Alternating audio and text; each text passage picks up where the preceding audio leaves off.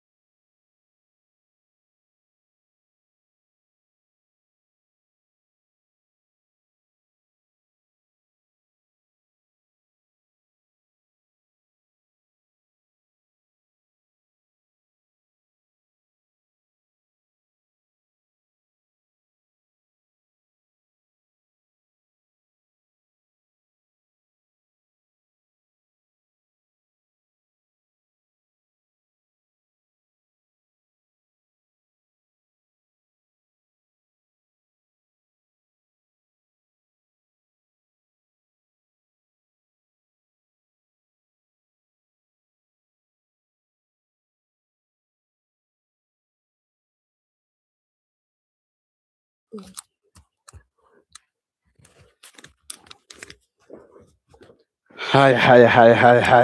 I'm here now. Someone was complaining that my voice is not audible. I think now I'm good, I'm audible, and things are good. Now, welcome. My good people, if there's a discussion that is great, if we have a discussion that is big and the sound is back, thank you so much. That is Captain Julius. Thank you so much. So, our guest has arrived.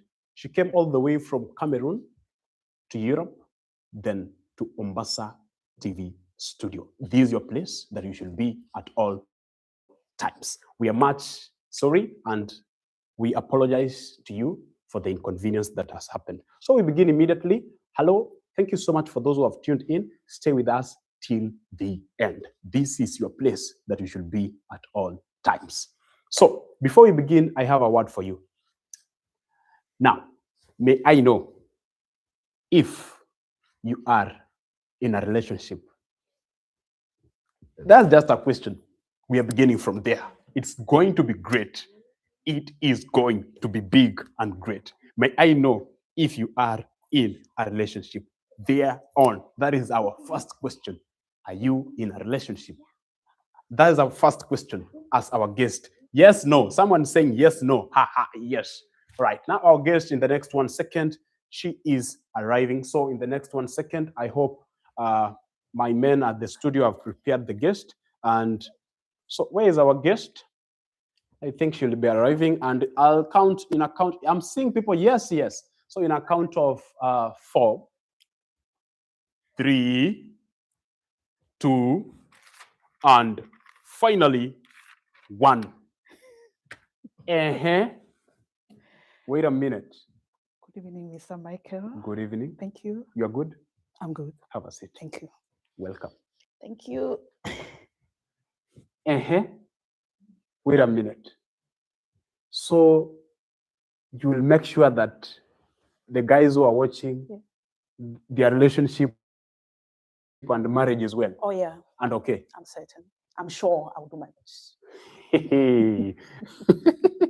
That's great. So we begin with, who are you? Oh, okay. Good evening to all our viewers. I am a Cameroonian lady by name Evodia Din, and I hail from the English-speaking parts of Cameroon. And all the way from Cameroon, I am in Europe, and it's a privilege to be a guest today at Ombasa TV studios. Wow. Thank you so much. Welcome, sir. That is great. So how was your day? Oh, it was good. It was good. It wasn't hectic. It was good. Your day was great. Yeah, it was great. Ah, amazing. I don't know if you can hear our guest well. Thank you so much for people who are tuning in. Someone telling me maybe we do a loyalty test. Okay, I'll tell you what they're telling me here. We had a conversation before you came into the studios. Right, so you're from Cameroon. Oh, yeah. First things first. Okay. What is interesting about Cameroon? There are a lot of things that are interesting about Cameroon. Yeah. First of all, the Cameroonian culture as a whole, it's really perfect. Yeah, it's perfect. Our traditional regalia is beautiful. They're beautiful. And a whole lot of, we have touristic sites. And what peculiar thing do I tell you about Cameroon?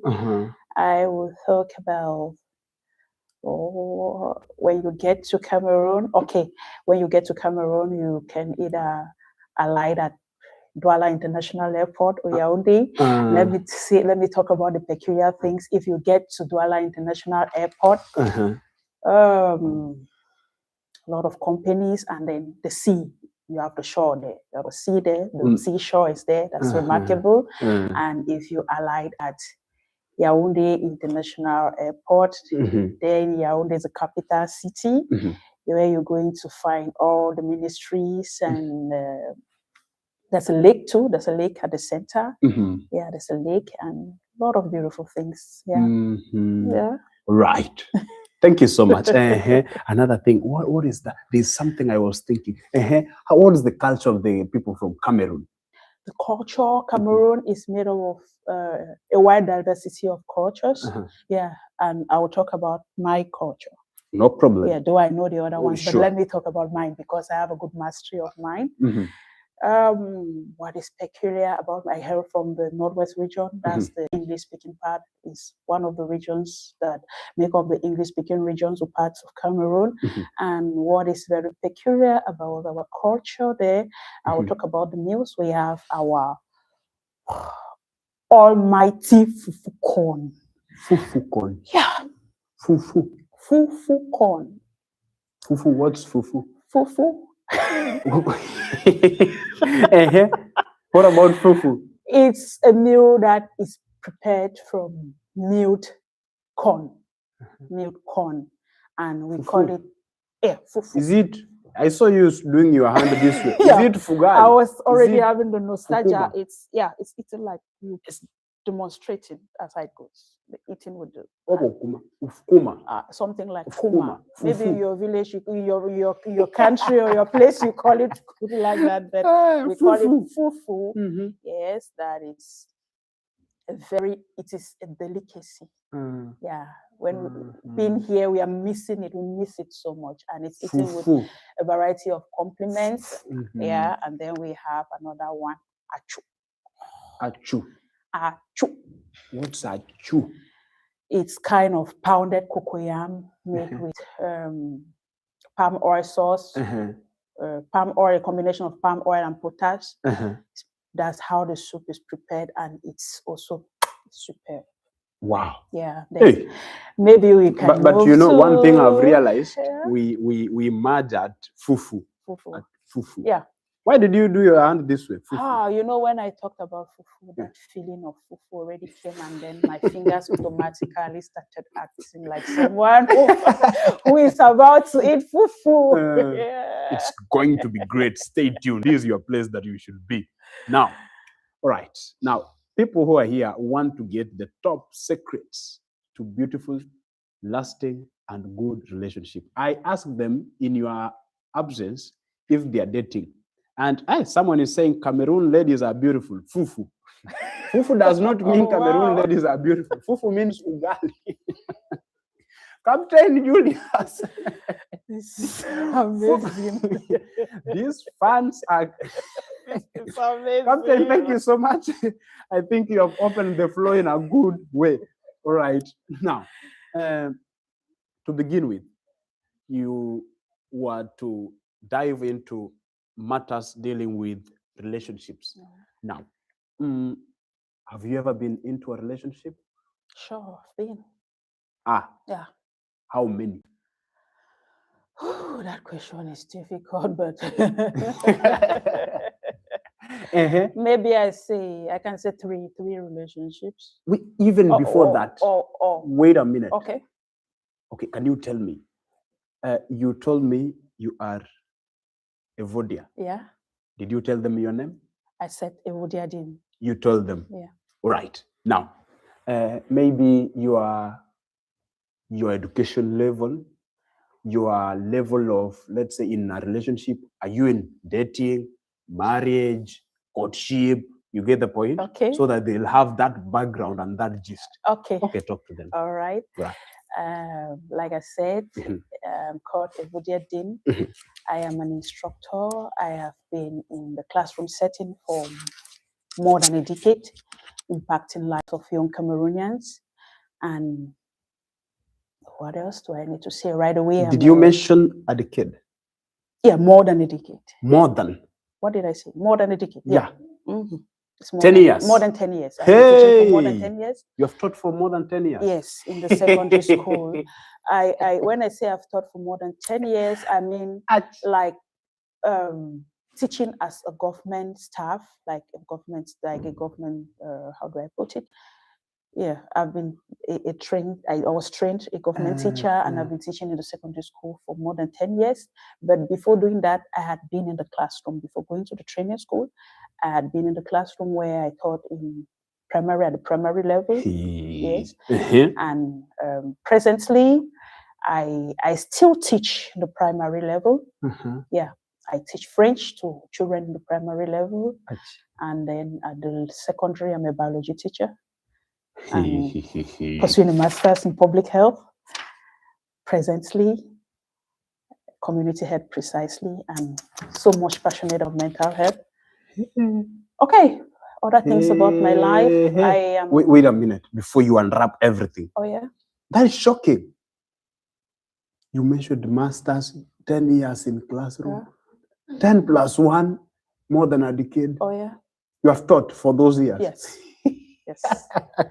I've been in the classroom for a length of time. That's interesting. So you are undertaking your masters. Yeah. So why don't you want to stay and be the secondary teacher? And be the second. I am not, of course, I cannot passionate about impacting children, kids or young people, and I cannot leave the classroom for once. Like I told you, I started with the primary, and I am a secondary teacher, but I still teach in the primary, which means I love doing that. You love young people. Yes. Those are kids now. Oh, yeah. But you are trained to teach the big men, the big boys. Yeah, not very big boys, but the big boys. Yeah, I know. You know, when I say the big boys, you know, when we go to, how do we call it? I remember when you go there, you'll find them saying that guys in secondary, they're the big boys and the big, because they're about to transition to the university. Transition to university. Now, let's get to the relationship part. The relationship part. What level are you? What level? I have been married. I've been married for close to 20 years. I've been married for close to 20 years. I have grown-up kids. Wait a minute. You have been married for 20 years? Yeah. Okay, you have been in marriage for 20 years? Yes, close to 20 years. Close to 20 years? Yeah. Wait a minute. 20 good years? Yes, like officially married. Like being officially married for, yes, close to 20 years. How is the marriage? Things are good? It's giving, though at times it's not giving, but it's giving. Okay, we'll get to know. Overall, it's giving. 20 years. Yeah. Angoda, you who is watching, someone is already asking, what? 20 years? 20. Wow. What's your age? My age? Yeah. You know, it's embarrassing to ask a lady her age. Okay. Anyway, I don't live a fake life. I am an open person, though. I'm 42. Evodia, no. I'm 42. Do you have kids? I have a handball team. I don't have kids, but I have a handball team. Not only kids, but a handball team. A handball team? Yes. Why do you call your kids a handball team has how many players? A team has 11 players. Handball has 11? Handball has 6, I guess. 7, 6. Is it 7 or 8, something like that? Because I have 8 kids. That's what I talked of handball team. 8. Yeah. Sip the drink. Thank you. Captain Julius, it's not handball team. It is handball team. It is not handball team. It is handball team, not humble team. Be very careful and very, very keen. So you called it a handball team. Handball team. That is very, very critical. Yeah. 42. 42. Do you know the age of my mother? Your mother could be my kid sister. 42. My kid sister, because my daughter should be older than you. Okay, what's the age of your daughter?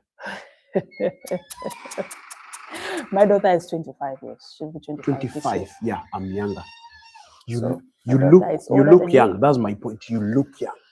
Really? Can you imagine? Okay, let's get I'll try a football team. Someone going to try a football team. 11. Okay. No, I'm not trying a football team. The handball team was my goal, and I think it's fine. That's great. That's marvelous. So you're saying you have the whole handball team. Yeah. So you are 42 years and you look like a Gen Z. In our country, we have what we call Gen Z, young people. Oh yeah, I know. You're 42 years old. No. But I'm not of the Gen Z. No, tell us that. I'm definitely not of the Gen Z. You are 42 years old. Yeah. No. Say the truth. 42 years old. I think that most people have the tendency of reducing their age on social media or stuff like that. If I can be telling you my age, then maybe you should be rather thinking that maybe I was 50 and I'm telling you that I've reduced it to 42. 42. Hey. Okay. Hey. Wait a minute. Okay. Can you believe that Evodia, she is 42 years old? Older than my mother. Did you hear that? Yeah, your mother is my kid sister. My mother is younger Yeah. than you. Oh, yeah. That is great. So, hey, wait a minute. Do you know in Kenya, if people are watching, they can bear me witness. Eh? Sorry to say, but at the beginning, I had a crush on her. This is your mom. Where? Who is that person who is having a crush?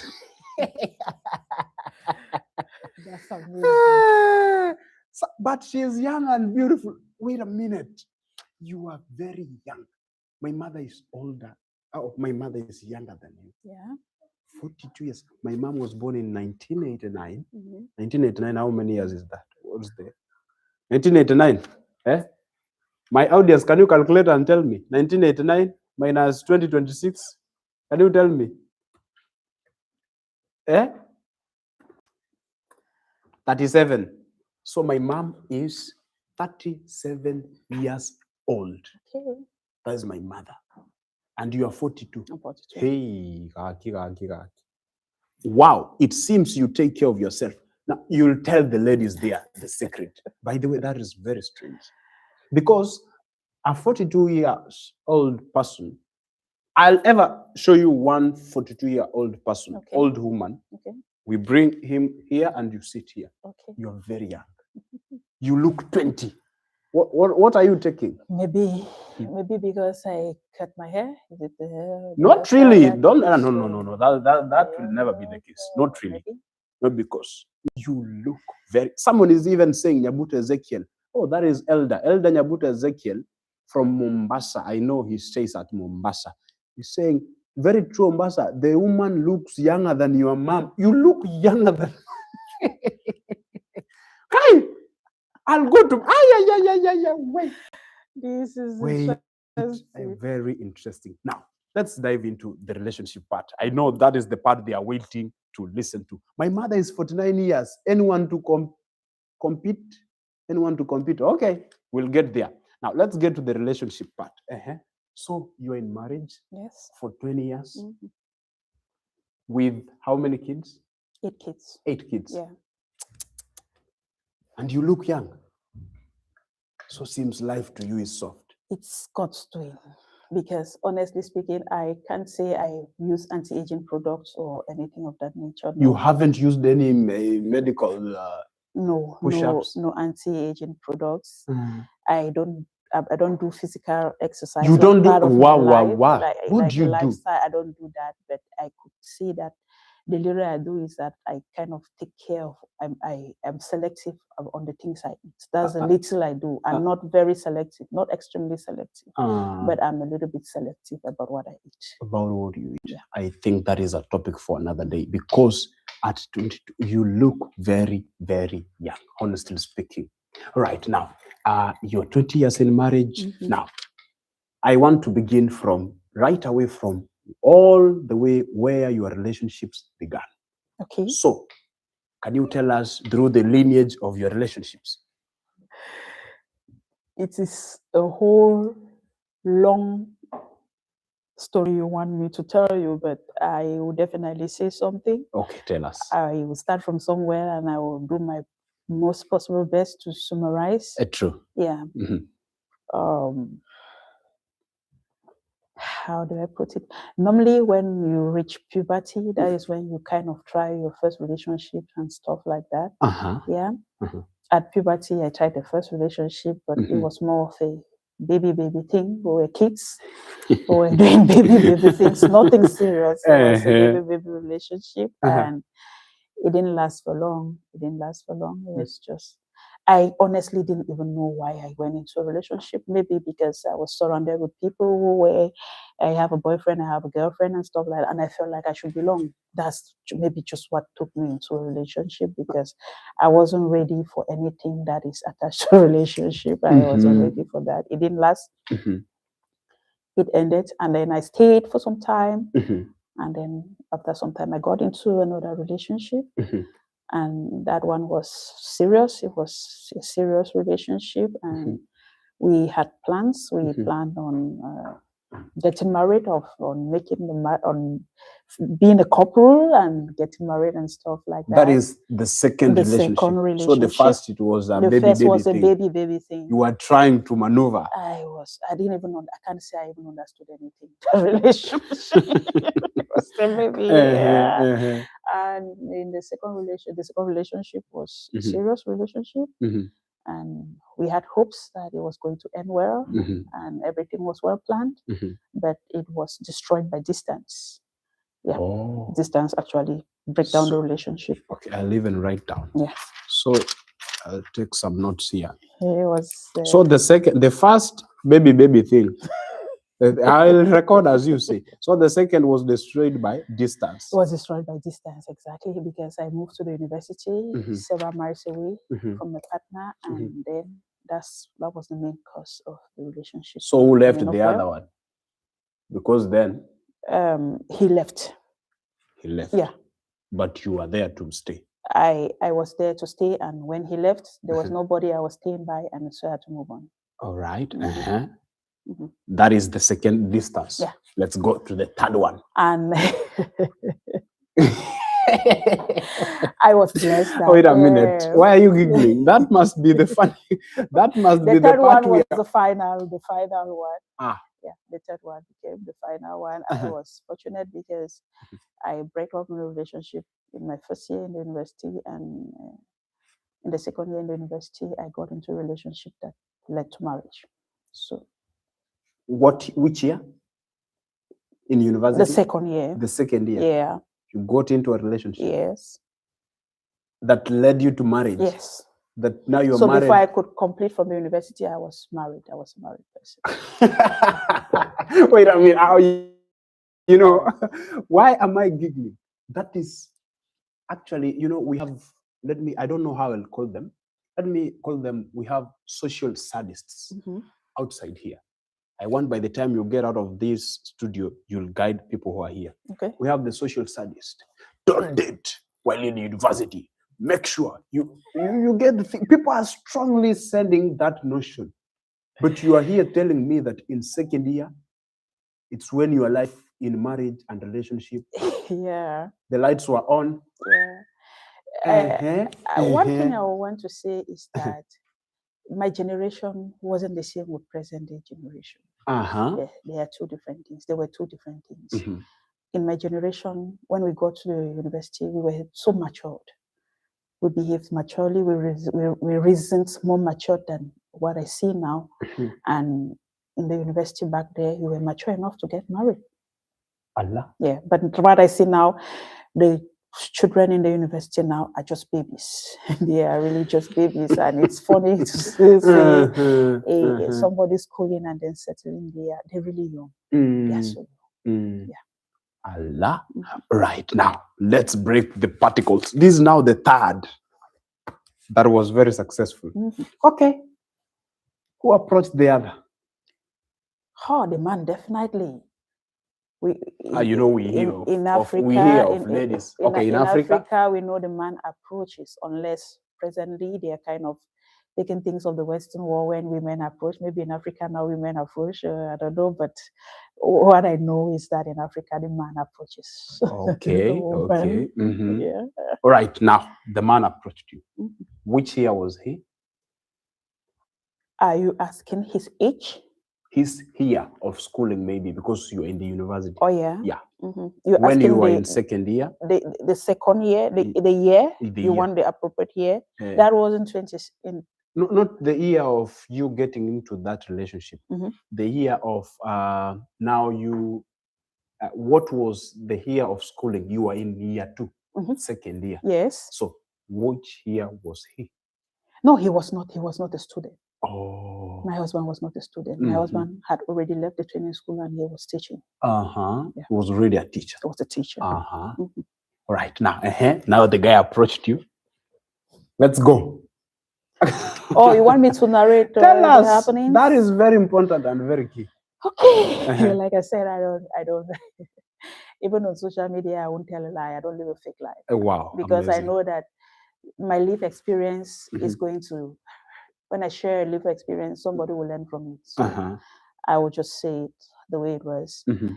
When I got to the person I got married to was not a stranger. Mm-hmm.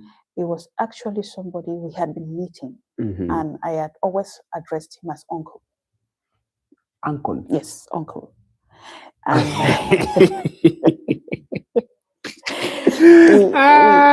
Evodia. Why were you addressing the guy as yeah, I want to tell you why I used to address him as uncle. uncle?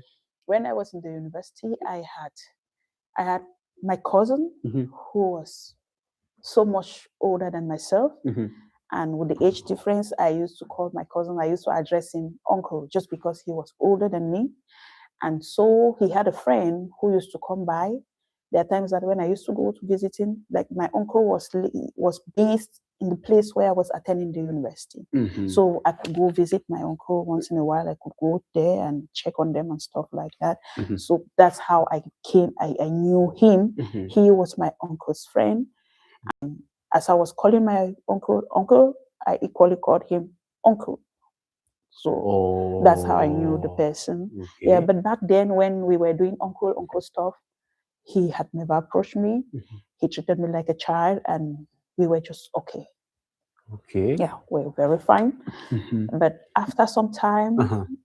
he once called me, and he was like, he has a twin brother who is in need of a wife, and he thinks I can make a good wife for the twin brother and stuff like that. But I was not in a haste because from my first instincts, I knew it was a lie. I knew the story was a frame-up story. I had read a lot of things, and I was like, no, this cannot be true. Mm-hmm. And when he had told me all the stories, then he asked, but you're not eager to know who the person is? And I said, I'm not in a haste. Mm-hmm. Whoever the person is, even if the person is abroad, I definitely will know the person. I'm not in a haste. Mm-hmm. Because he was thinking like, I will be in a haste. I want to see the person. Can you show me a photo? Can you? But I was not in a haste, and something kept telling me he was the one. That was his way of approaching me. Mm-hmm. And before the second or the third time we met, he finally came out that he was the one, and he wanted to get married to me. No, take us slowly. Take us slowly. You will not hide anything. Slow. So he came for the first time. Yeah. And told you that I have a twin brother. Mm-hmm. Why? Okay. Why do you think he lied? You know, men have various ways of approaching women. Men have various ways of approaching women. That was his approach. That was actually his approach. So he told you that I have a twin brother Yes. somewhere. Yeah. Mm-hmm. I didn't know Who so much wants about to him. get married to you. Mm-hmm.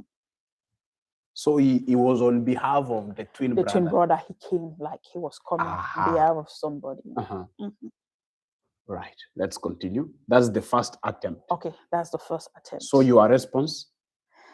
I wasn't eager. Mm-hmm.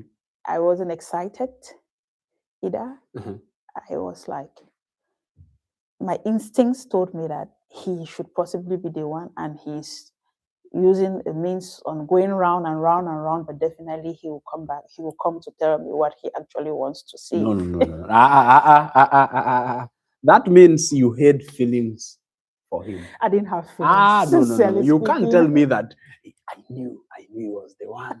So I gave him time to just roam around. Do you know that back then in the university, where you happened to have an opportunity like that, you know, we went to university. When you enter university, no matter what your parents give you, it can never be enough. It can never be enough. So most of them in university days, when somebody had an opportunity like that, it was a good opportunity to sustain you, make your life simple. Okay. To sustain you. Wait a minute. Make your life simpler. So easier. it was the honey. What is the right word to call him? Let's say he was the financial. Yeah, he was giving some aid in finances. He was kind of, from first sight, I saw like, oh, fine, I hit a jackpot. Definitely, I have somebody that. Why are you fond of hungry? hitting jackpots, ladies? You know why? I hear many ladies. I hosted one who told me that I must make sure that the guy has some money. To hit the jackpot. Why? You will tell us why. Who does not like a soft life now? Who does not like better I life? also love money. Why? I also want to see you with that money. I also want money. So you want also money, you want money and you don't have it. You also want to get married to a woman who has money? Yes, you should have money. It's a vice versa thing, I believe. If the woman has money, you can help your husband stand. If the husband has, help the wife stand. Okay. So it's a bi-directional thing. That's amazing. Maybe life partner is here. Michael Nyaribo. Michael Nyaribo. No. This is your mom sitting here. Ask your questions there. She will answer all the questions. All right. Now, the guy, let's take these things slowly. So he has approached you for the first time. Yeah. Now, in your mind, we left at a point you said that now you thought that maybe he's the one, he's the twin brother who is in deceit. Why did you think so? My instincts, like, you know, something just happens to you, and from within something tells you that no, this thing is not correct. So you want to tell me instincts don't lie? Hey, instincts don't lie. They really don't. They lie. They don't. They lie. No. Instincts lie. Michael, I don't think so. But I don't know how it goes with some people. I follow my instincts so much. They don't lie me. Maybe they lie other people, but most often they don't lie me. All right. So I follow them so much. So you are with your uncle? Oh, I even called him uncle. I have fixed the whole story from that first part. You mentioned your uncle, who is now your real uncle, right? Yeah. All right. Now let's get here. First attempt failed. Now the instincts have guided you to say that this guy might be the one trying to deceive me. So that went off. What was the next step? What step did he take now to make sure that she gets to you? You know, the next step, the first time he told me the story of the brother, I wasn't eager. And he was like, you're not eager, you're not excited, you don't want to know my brother, you don't want to see my brother and stuff. I said, no, but I'm not in a haste. I will definitely know your brother with time. So when the second time we had to meet and discuss, we talked a lot, and I still didn't ask about the brother. And then he opened up that he was the person. And I said, oh yeah, I had already read that. Take us slowly. Now you met for the second time. Where? We had a meeting point. Guide us. You know how men behave when they can't. Tell us how men behave. The first impression the man wants to give is always the best. So I was taken to a very nice restaurant. You know, as a student, there are some meals that you can afford to cook home. But I was taken to a restaurant where I have to eat those kind of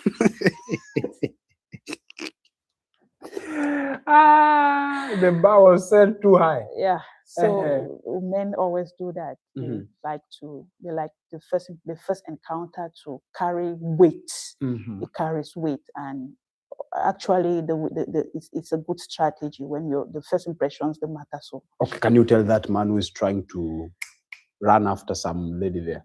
The first impression. First impressions matter so much. Tell that person we are giving top secrets. First impression. From the first impression, most often the woman knows if the relationship is going to continue or is going to end. So prepare your first encounters. You ought to prepare them very well. If not, you might simply or easily just lose an opportunity. So if I want to approach a lady, and let's say I'm poor at the moment. Yes. I should make sure I get rich. Not a fake life. Okay. Not a fake life. Just appear who you are. Look neat. The way you carry yourself. Don't if you're poor, don't wear a poor face. Why should you wear a poor face? You're poor, but there is hope. So let your face carry hope. Don't come for a first meeting with the poor. When you just enter, they're just like, oh, this is a poor person. Look at the face. Even the way he's talking, he speaks.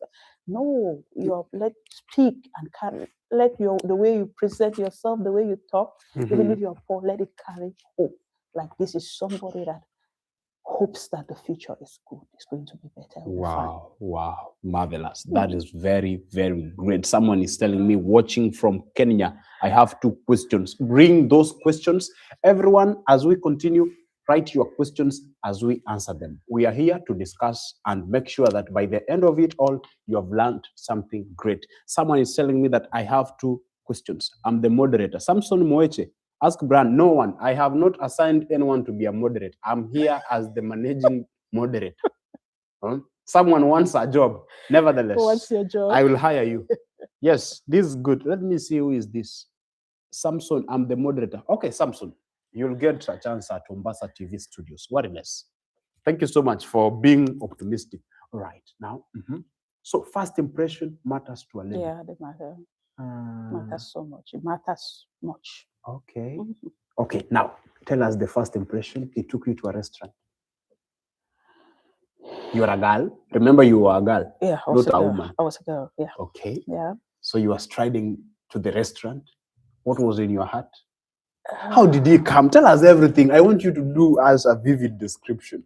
Okay, now the guy is there. Now you just sprang up and let's go to the hotel. Okay, I can tell a lot of stories. Tell us. Once we hear the story, we want the stories. That's where we are here. It all started when I was on holidays, and then he called. I was like, "Hey, uncle, how are you doing?" So you're on holidays. How are you doing? How are you moving on? I said, "Everything is good." Where are you? I'm in the farm. What are you doing? I'm harvesting. What are you harvesting? We're harvesting groundnuts, peanuts. Say, okay, I'm on holidays too. Maybe when I'm returning, I could stop by. You could get some from me. I say, it's fine. We have enough. When you're returning, you could stop by. We could get some. That was how the first day ended.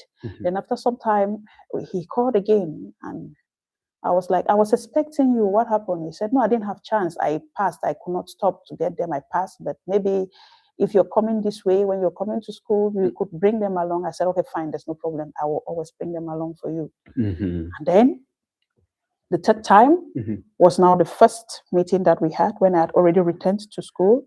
Yeah, the first one I just said, we went and he was like talking about the twin brother, stuff like that. Yeah. And I just returned from school, and then he called, hello, where are you? I said, I just returned from school. He said, can you meet me somewhere? I want to give you a good treat. I want to buy good food. And I was like, hey, this is my lucky day. I said, my uncle wants to give, this is a lucky day, because he normally had the habit of sending us and giving us tips when he came around. So each time he came around, we're eager to run his errands, because when he sends you for an errand, when you come back, say, uncle, I brought this change. You just say, no, just keep that money.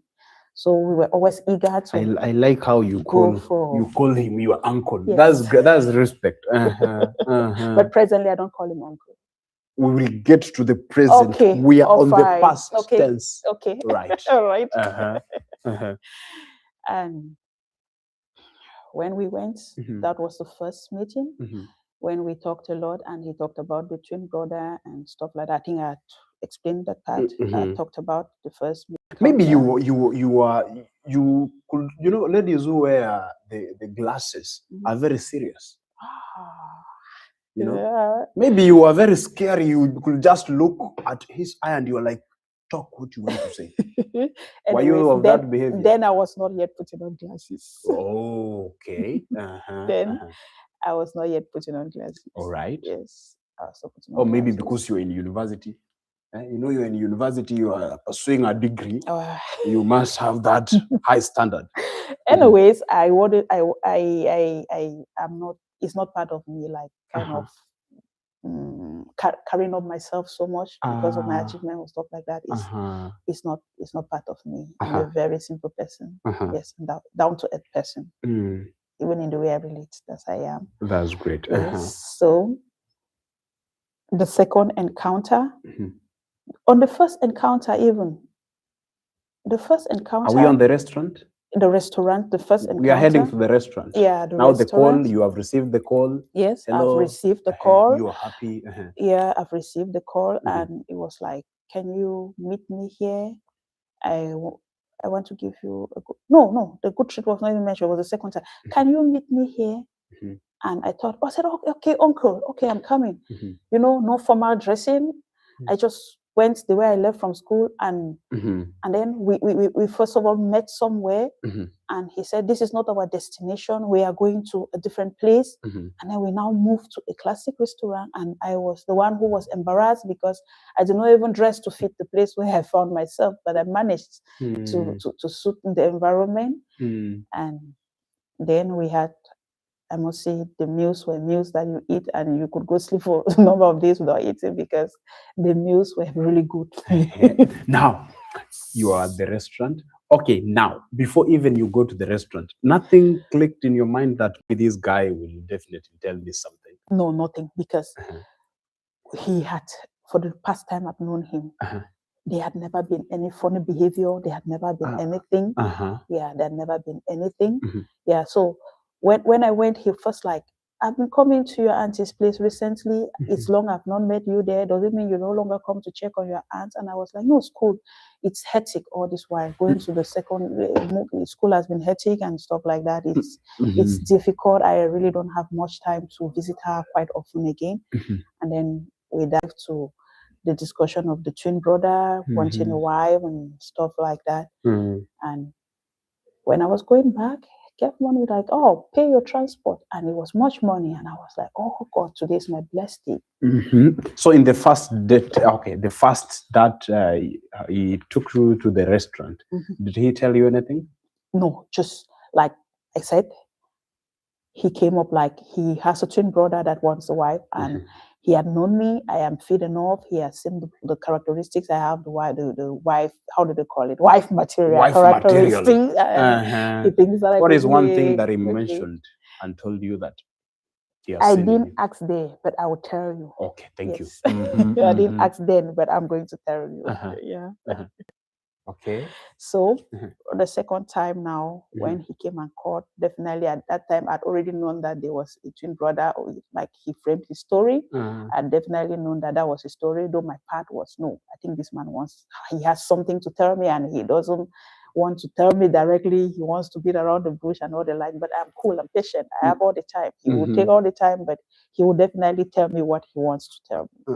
So the second time when we were going to continue a discussion from where we had ended previously, and then when we went, we took the discussion from there. We talked a lot of things. We talked about a lot of things. We had we had lunch. We talked about a lot of things. And when we were about leaving, he caught my attention that he has been talking about the twin brother, and I have not still asked him who the twin brother is. But this time around, he wants to tell me that there is no twin brother anywhere, and that he was actually the person who wants to get married. And I was like, okay, fine. I had even read your mind. I had known all of that. And who told you? I said, no, my instincts already told me that you were the person in question. But just right now, you are telling me our date is over. I need to go home and all the like. So I need to go and start thinking about it, and we can continue the conversation some other time.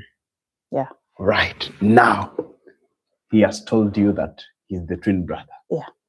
So what came into your mind? What crossed in your mind? The first thing that came into my mind was that I am young and I'm not ready for marriage. But what about a relationship? A relationship? He didn't want, he told me that I am not coming for a relationship. I want a wife. Yeah. I'm not coming for a relationship. I want a wife. Yeah. So he wanted a wife. A wife. And if there should be a relationship, should be like he has a courtship period with the wife, just to know each other. And after that, they're definitely getting married. It was not like people going for relationship 1 year, 2 years, and so he said, no, I don't have time for that. Right. Now, you're back to the house, on your bed. Nothing crossed your mind? No, that is when the mathematics started playing. The brain started working. That's when I had all the mathematics calculating how I could add this and minus this and divide this, what it will give and everything. That's when the work started. The mental work started at that time. I had to think, put a lot of things in place. Yeah.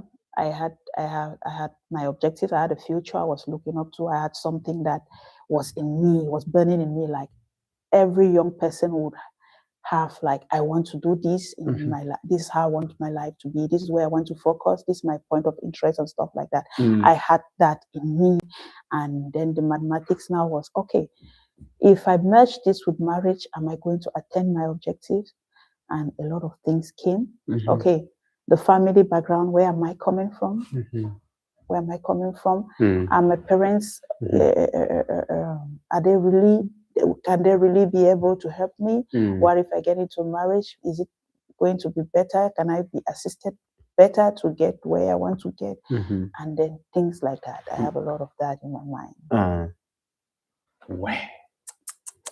That's very, very, very, very, very, very critical.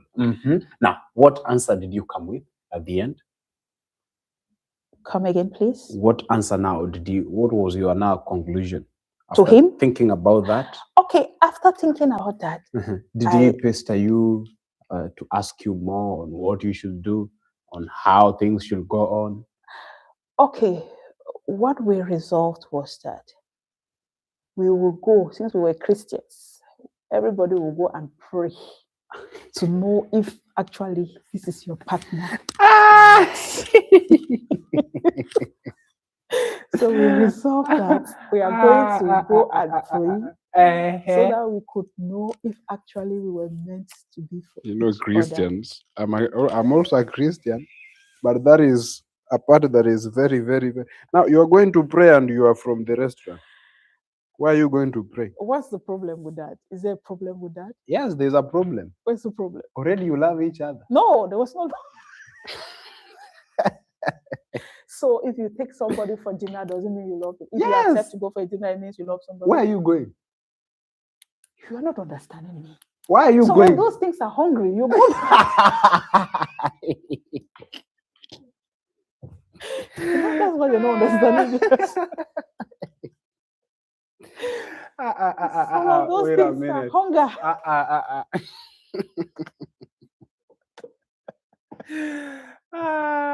My good fans, my good people. Are you getting the conversation? May I know if the conversation is good? What questions do you have? Right there and tell us this is what you'll really need to ask. So, So going for this thing does not mean that you love the person. So you went like a friend. At times you can go like a friend. If you just want to talk to somebody. Again, you can go because you're hungry. You want to go. Maybe do you know university days were so tedious. There were days in the university that you don't even have what to eat. Yeah, our days were really horrible. There were days that you could go out for some days and, sincerely speaking, you don't have what to eat and stuff like that. So if your uncle is giving you a chance to eat somewhere, why should you refuse? Why should you refuse? Why? Even me, I can't refuse. I offered a chance to eat. Never will I refuse. I will grab it with my 2 hands. That's the right. Now, where did we get to? You have went on the first date. Yes. I'll call it a date. Yes. Back to the house, you're calculating your mathematics. Now, what other time did he come back to you? No, we didn't meet again. We were talking over the phone, like, what do you think? What have you decided? Have you made up your mind? What do you think? And I said, you need to give me enough time. I need enough time to weigh and do the balances, weighing and doing the balances so that I can reach equilibrium and know what to do. Yeah. So you needed some more time. I needed time. Yeah, I needed time to think. That's great. That's great. Now, what time did you? What time to think what? So no, I needed time to take my decision, take my decision whether I am accepting the proposal or not. Yes. I didn't want to rush, to say no when maybe later on I would think and then I will like, hey, it's like that thing I said no like that. It's like it was supposed to be a yes. And I didn't want to rush. What are you telling a lady who is about to say no or yes?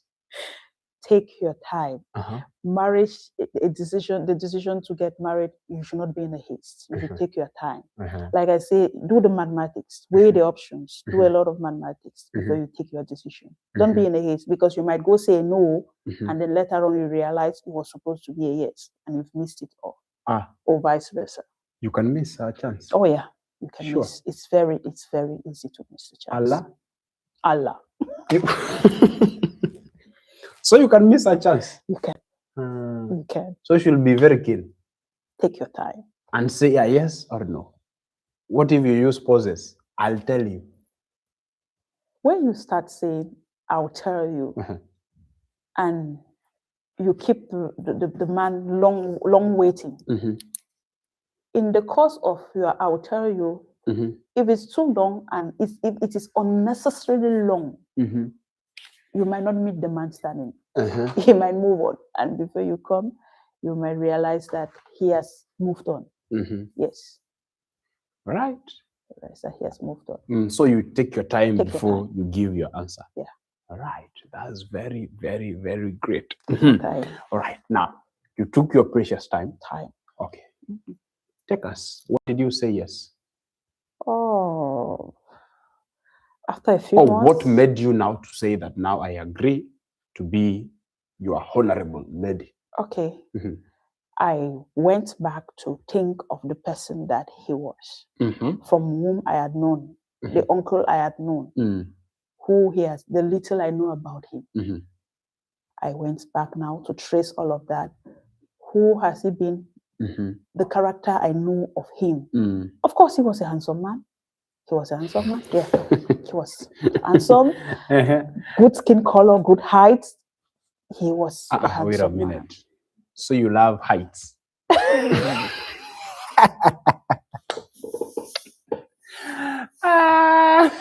Height is really. Okay. Now, if everyone loves people who are, let's say, tall. I said height is relative. My good height might not be a good height for another. No. I didn't say tall person. I said he had a good height for me. But height means that you. But you've not seen my husband. He can be shorter than me. Not really. I'm very sure. I've never seen him, but I'm very sure he's taller than me. Good height. Am I lying? He's taller. Yeah, definitely. he's taller. Then you mean you love heights, people who are tall. The height was okay for me. No. I want us to talk about that. Wait a minute. When you tell me that the height was good, meaning that, ladies, you love heights. It is relative, like I said. It's relative. No. I've never seen any lady saying, I love a short man. Where have you ever seen? But short men do get married. They do find love. They do. I don't agree. But so are you saying that they are taken as last option? But they are not celebrated as we see tall men being celebrated? No. Maybe that is an archaic idea, not something of recent. It is. No. Wait a minute. Okay, I can even search here. Okay, ladies who are watching. Now, I want us to do it practically. Ladies who are watching, do you love tall men or short men? Can you write there in the comment section? Let's do it practically. Tall men or short men? I'm waiting for your comment. Tall or short? I'm waiting. Even my audience, you can tell me, tall men or short men? Tall men. Tall men or short men?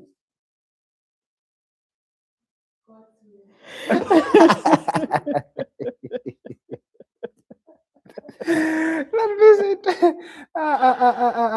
Tall men or short men? Write in the comment, ladies. Tall or short? You know, I want us to do this statistic with you.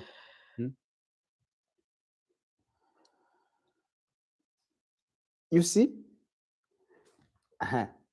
the preference as we wait for the ladies. AI is telling us that the preference for tall or short men is subjective and varied, though societal trends often favor taller men. Get that point? The societal trends, the trends of the society often favor taller men for perceived advantages in dating, such as confidence and protection. You get the point? So it's serious. It's not a joke. This is not just a theory. Okay, tall men perception generally views as more dominant, attractive, and protective.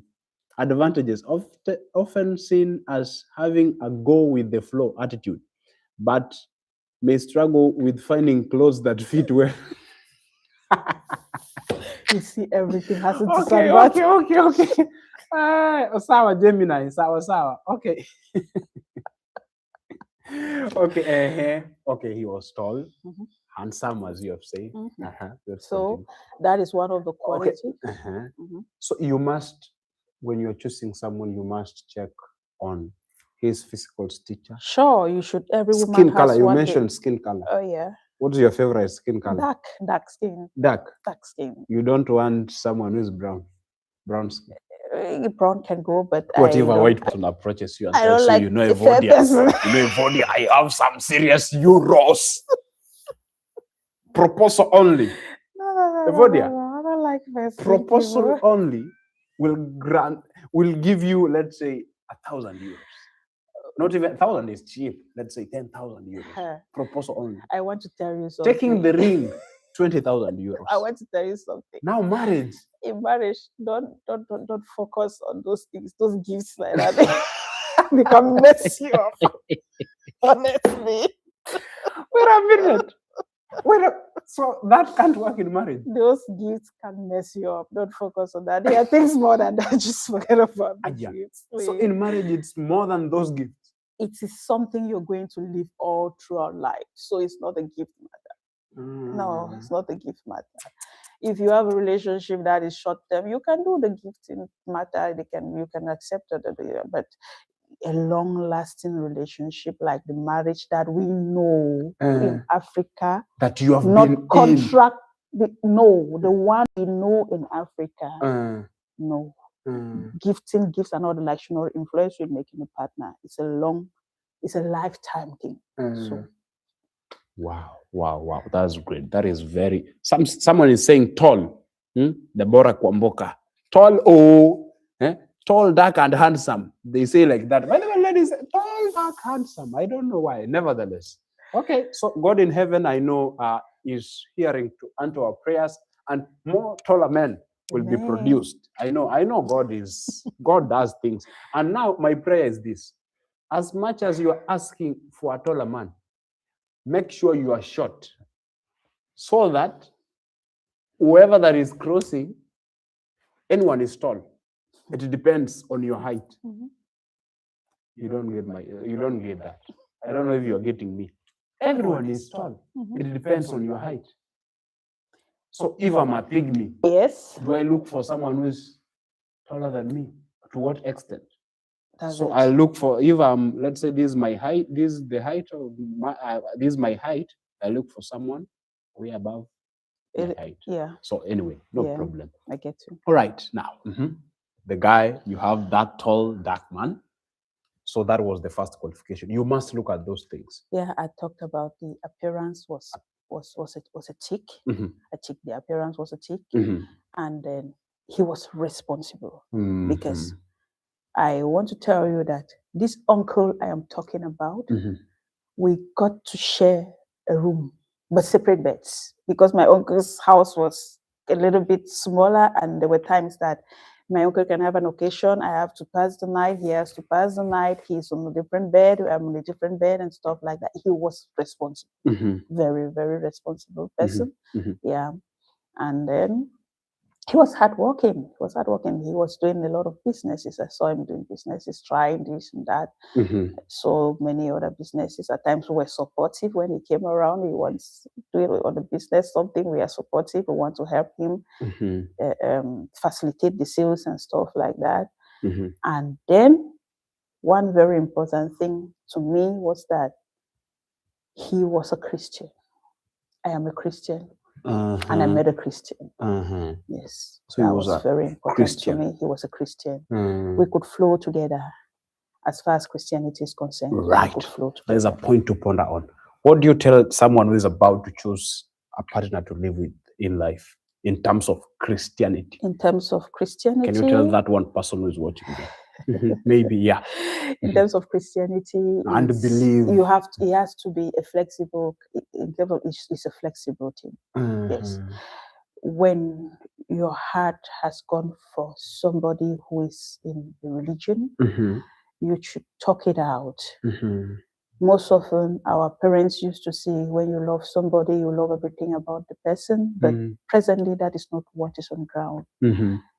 You could love somebody, but you don't want to join the person's religion. You both should talk it out. Mm. If the person is going to allow you continue with your religion, Mhm. fine. Let it be known from the onset. Mhm. There should be no pretense. Don't Mhm. say, "Oh, it's fine. You can be going to your church," and then the next day you're like, "No, you must go to my church. I am the man." No, you people should talk it out. Yeah, Mhm. talk it out. And agree on what to do. Agree on what you want. And what if it's just an opinion? What if people from the same religion, if people are Islams, let them get married to each other Mhm. to avoid these issues of this person should come to this religion And this person goes to that religion. to avoid those wrangles. When you are getting married, is it a religion that it is your heart? When butterflies start flying inside your heart and telling you that go that way when you see the person, is it not? It's not matter of religion. Mhm. You can be a Muslim, you covering yourself, but at one point, your stomach, everything in you is directing you that you should accept but that shooter who is not a Muslim. So what do you do? What do you do? Sure. I get your point. Yeah, you have to go there. So It's more of religion. yes, Mhm. that's why I said, as far as religion is concerned, it should be flexible. But you and mentioned to he was a discuss. Christian. Was a Christian That's nice. like myself. Mhm. So it was a good. You good mentioned take for me. hardworking. So how do you measure hardworking? My husband was he was a teacher, but he brought up a lot of businesses. Like he was teaching in a remote area. When he would come to the place where I was, it was more of a township place. He had businesses. At times we'll see him bring something like, "Okay, I have this for sale. Can you please help me market this out to your schoolmates and stuff like that?" And then I will go help him market out. Of course, it was an advantage to me too, because if he said sell this 2, I'm going to sell 3, and then I'll make 1. And when I come back, he will still give me something, maybe 5. And so he was pushful in that domain. He was always managing a business, this or that. All right. Though no particular fixed business, but always a business-minded person. So you are advising ladies to choose hardworking men. Hardworking. And grow. When you have a hardworking man, support the man, and you grow together. I am one of those people who advocate for a marriage where the 2 people grow together. I don't so much fancy a marriage where you meet a man who has made money. I don't so much fancy that. I like when 2 people grow together, you come together, you support each other, you have your dreams, you support. You could decide to let your own die for a period of time so that you support the other person to grow up, and then later on, the person supports you to achieve your own dreams. That's what I think. That is what you are into. Yes. Oh, so you believe in growing together. Growing together. What of these ladies who say that it's better for a lady to wait for a man to get to the prime levels and then she dives into wealth? Well, there are some people who are fortunate. Yeah, sure. There are some people who are fortunate. You meet a man who is well established. You dive in the relationship, and you're living very fine. No problems, no challenges. You live like that. But in most cases, when you meet a man who has made money, you don't know how he made it. You didn't suffer with him. You just go in to sit and begin to squander the money. I want to tell you that you're going to lose your dignity and your respect, because money will be given to you and you'll receive insults that you've never received in your life. So it's wise that you grow with the man. Yes, I think so. I sure. advocate for that. Grow together. Make the money together. Yes. All right. Hey, that's amazing. Now, you're about to say yes. That's where we are. Okay. Let's go. Okay. So after the thinking and considering every other thing, I decided to say yes. He was over the phone. He was young. Excuse me. he was young and he had the push. I saw him like somebody that can push you. He had that characteristic of you people fending to have the best, to move on and have the best. So I said yes, because I saw somebody that was going to support me. Yes, was going to support me to bring out the best from me. So we kept on talking over the phone. What do you think? What do you think? And I announced over the phone. Sincerely, it was over the phone. I said, okay, fine. I've made up my mind that it's a yes. Wow. You told him Yeah. yes. Hey, that's great. But I like the recent Gen Z engagement vibes. I like it. The roses, the petals and everything, how they do it. I like it. I wish it was today. They would have put petals. You'll see someone, do you like me? Oh, yeah, do you love be my me? wife. Be my wife. I have the ring. And the lady slaps the man. I don't want the ring. Sincerely speaking, I love it. The Gen Z. I saw a clip at the wedding where a lady, she was there. The man came well composed with a suit. Now the guy goes to his knees. He just goes down and tells the lady, will you be my wife? Girlfriend? Okay, girlfriend. No, stages. Will you be my girlfriend? Here is the ring. And the lady, she was very cool. She just took her hand, swung it to the backside, and slapped him. Jesus. But now tell me, that is now what is happening. But I don't know if that lady will get married to a good man. I don't know. I don't know. All the best. Will you be my girlfriend? I know of the engagement ring. Will you be? The ring is put here. Will you be my wife? And then I know the wedding ring. So when you ask, will you be my girlfriend? Where are they putting the ring? Are they putting it here or here? Which of maybe at the first. This one. I'm telling you that the Gen Z generation is killing us out there. I know of this and this. And when you ask, will you be the girlfriend? I don't know which of the fingers to place the ring. So maybe probably that's why the girl. Okay, so how is love taking you? So, okay, let's go slowly. This story is the interesting story that I have ever found. So you said yes, finally, over the phone. Let's continue. Okay. Did you talk to your parents? Mom or dad? Or guardians? Okay, I talked to a few siblings. I talked to a few friends. Like, you always sample an opinion to get what people think about it. Yes, you always sample an opinion to know what a few people think about it. So I talked to some of my friends. I have a particular friend who told me that don't get married. We are in university, we have even enjoyed life. Why are you going to get married? Don't get married. We need to enjoy life in the university. Wait a minute. Do you think that was a good advice? It was not good.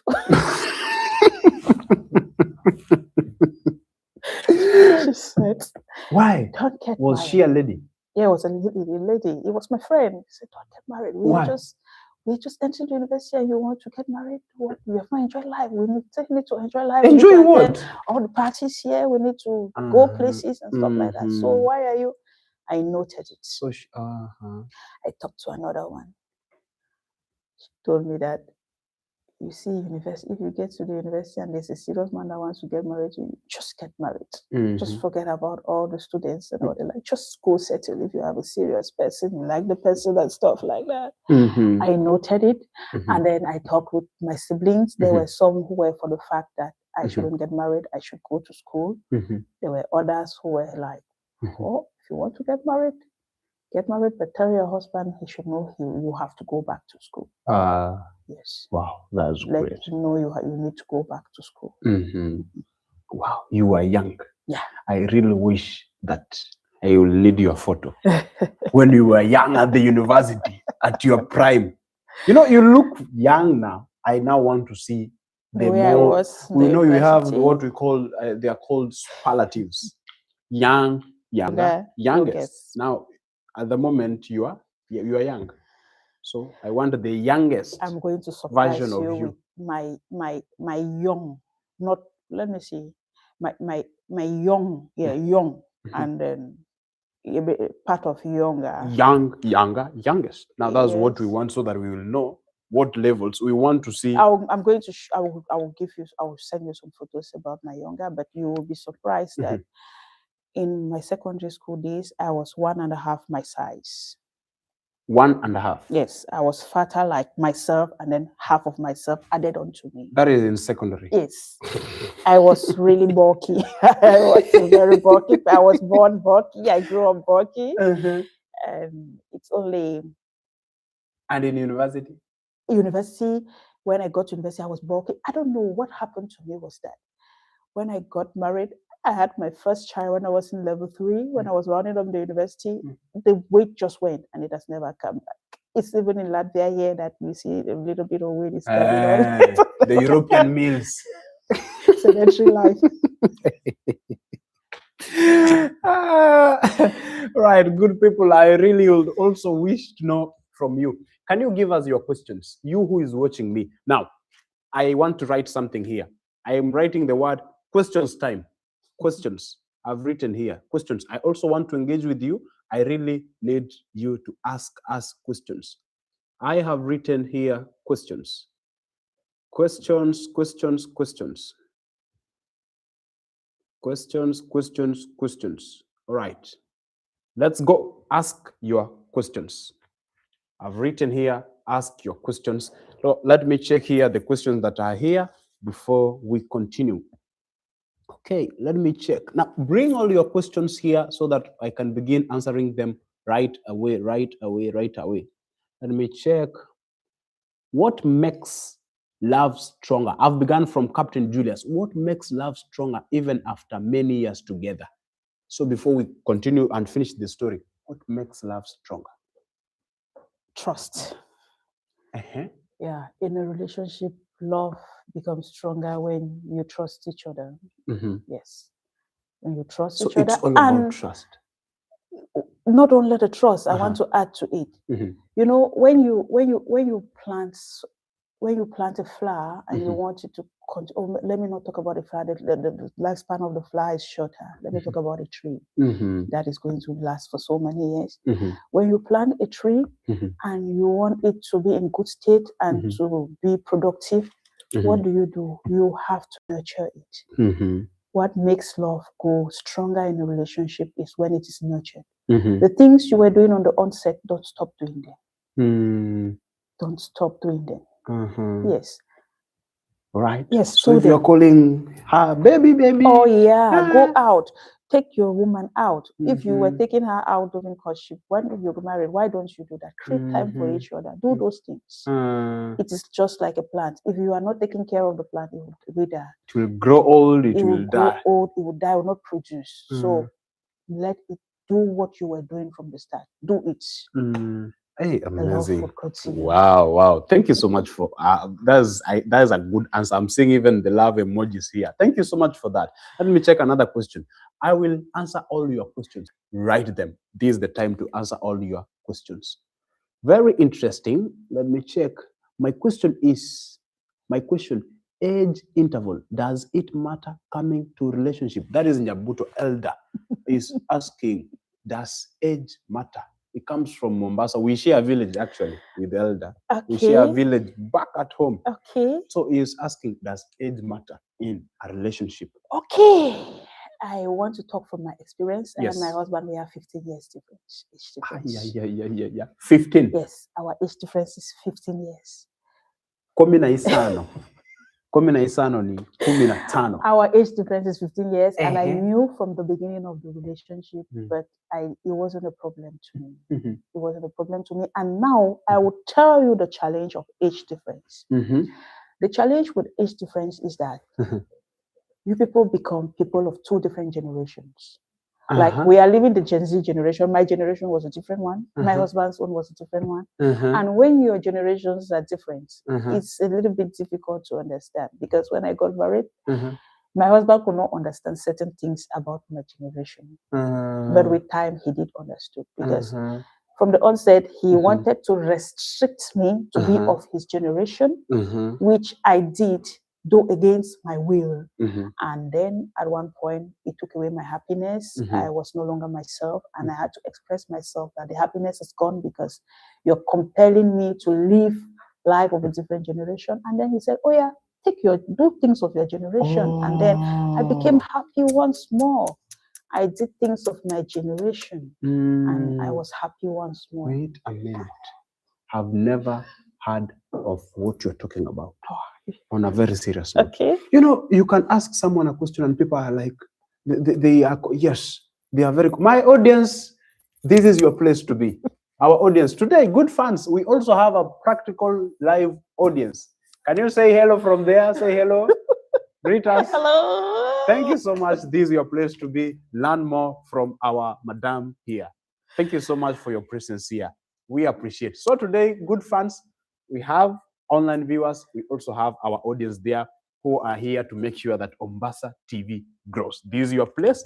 Ask all your questions. We are blessed today. Thank you so much. Thank you so much. So you were saying that you had what we call the age difference matters in terms also of generations. Yeah, it matters. Not just the according that you are 20, you are 10 years. It also matters in generation gaps. The age difference goes a lot with, it has an influence because of the generation. Now, I want to give an example. Like in my generation is the one before this. You are living the Gen Z generation. Yes. And my generation, I don't even know the name that was given to it, but it was a little bit different. But you are Gen Z. No, I'm not Gen Z. I'm a Gen Z mother. Gen Z mother. All right. I am a Gen Z mother. Yes, but the youth now, you are the Gen Z generation. All right. I'm a Gen Z mother. Yeah. In my own youthful age, we went off the Gen Z, and then the things in my generation were different. Like in my generation, for example, let me take an example as far as the music world is concerned. In my generation, hip hops were introduced. We had a lot of American artists and all the like coming into hip hop and all the like. But you see, there is a difference. You know that what celebrities portray, their audience, the children who watch them, they follow what the celebrity does. In my generation, our celebrities were not taking substance, alcohol, smoking cigarettes and all the like in their musics. The women were decently dressed. Even if they could expose the stomach, it was not an affair of today that they kind of want to expose the whole body. No. Yeah, sure. That's not what we had. That then. was not your generation. That was not in my generation. And so in my generation, there are things that were good to me. Even the dressing style, I might be dressing a style that it was peculiar in my generation and it was top in my generation, but in another generation, it's like, that's ordinary thing. Go pick that up. What kind of thing is that? Because, for example, I am somebody that, let me give a practical example of myself. I am somebody that I love putting on torn jeans. Yes, I love putting on torn jean trousers. Jean trouser that is torn. Okay. Yes. I love destroy. We call it destroy. I love putting we on call destroy. It in our country we call it ragged. Ragged. Okay. And you know the word ragged? What does it mean? Does it mean mad person? Ragged. Actually, in our university, where I come from, Machakos University, they banned ragged trousers. You can't get inside the university with a ragged trouser. All right, no problem. Even in Cameroonian universities, it's banned. They banned. Okay, let's continue. So, for example, I would love to put on that, but in my husband's generation, it looks like you're a rascal. And so when I dress like that, he's like, no, you're not properly dressed. You're just like a rascal. You're more like a rascal and stuff like that. So that's an example of the differences that we had in the two generations. Yes. But we spoke about that. Like marriage is all about dialogue. So how do you see? What is your preference? Yes, because you have told us about your opinion, and it's better way that he understood you. And he gave you that leeway. Now, okay, do as you wish according to your generation. Now, what can you advise a Gen Z? There's a Gen Z over there, a Gen Z, Generation Z. And now we are going to a very critical generation, Alpha. Alpha is tough. Gen Z, you think that you are the toughest generation. Alpha is coming. Alpha is coming stronger. God will save us. Alpha will not be that way. All right. Now, can you tell Gen Z something? When, as far as the age difference is concerned, if the age gap, if you people are of two different generations, because if your age difference is 5 years, you are of the same generation. When it goes to 2 digits and above, or maybe from 8 and moving to 2 digits, you are already of 2 different generations. So Don't you're saying something there that is important. don't So, okay. so you support generation gaps. They should merge to each other. Yes. If you are of the gaps, if you are 5 years different, your generation is still the same. Yes.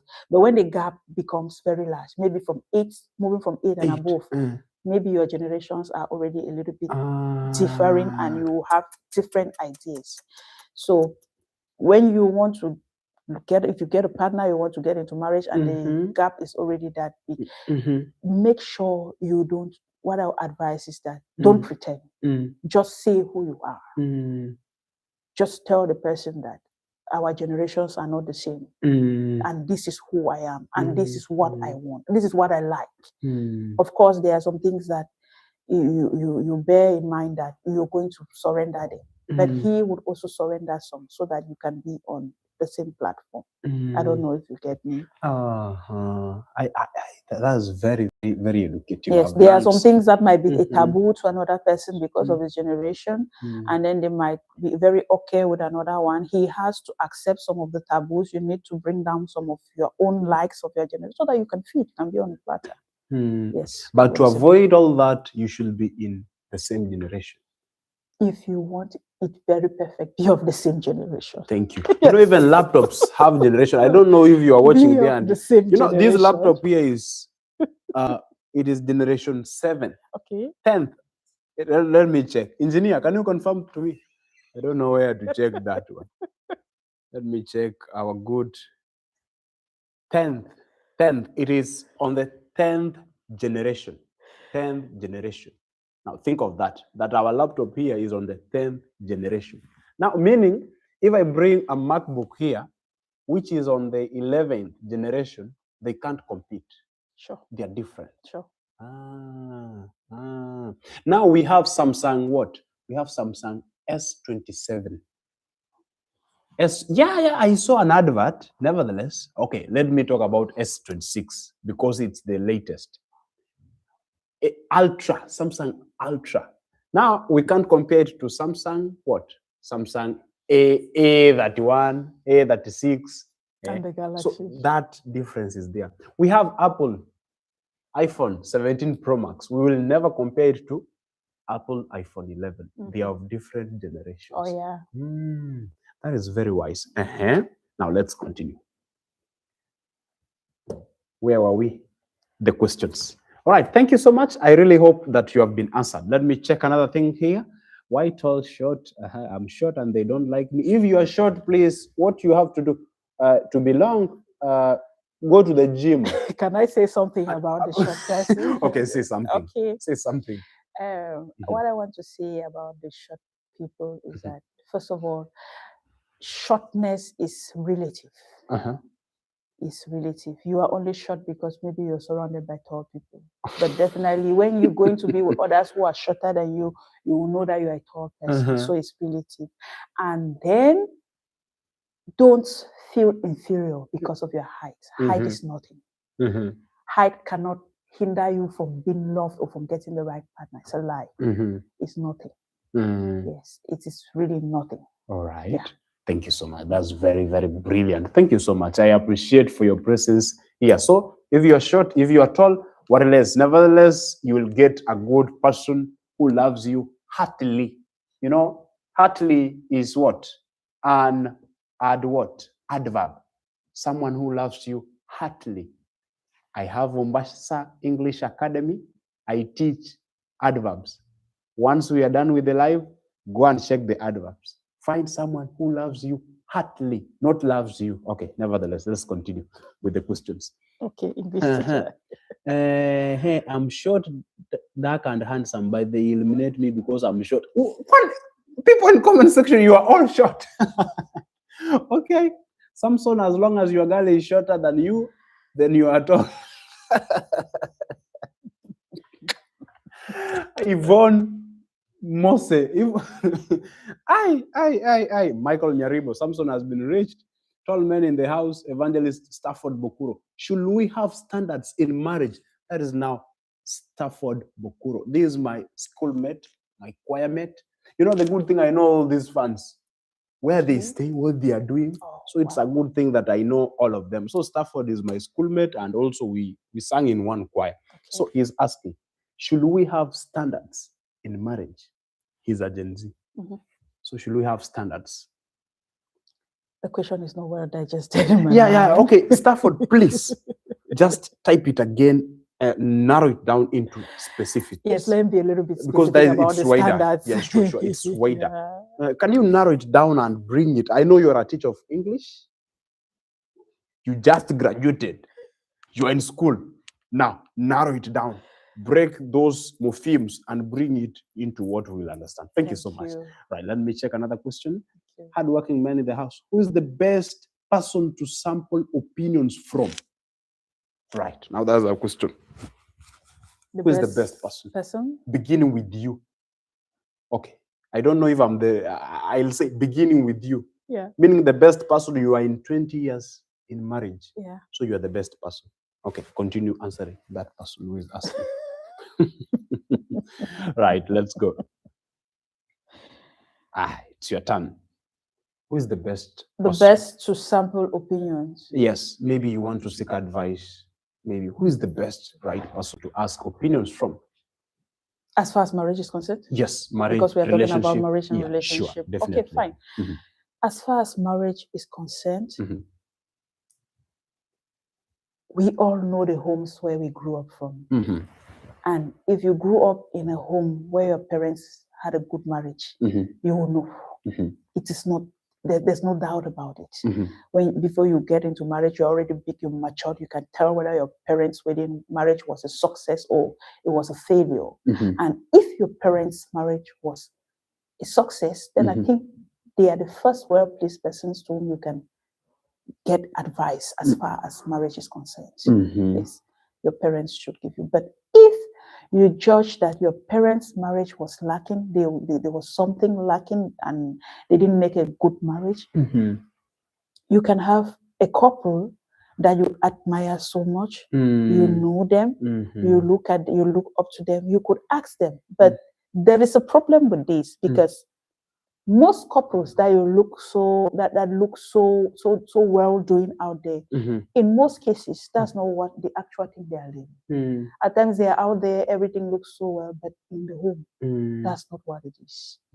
Yes, in some instances they're like that. And then you could also talk to we have marriage counselors, we have people who have been trained and they are marriage counselors like myself. I'm going through a training to be a marriage counselor. And with time, I will also be a marriage counselor. I'm on time. Even before you graduate. Thank you so much.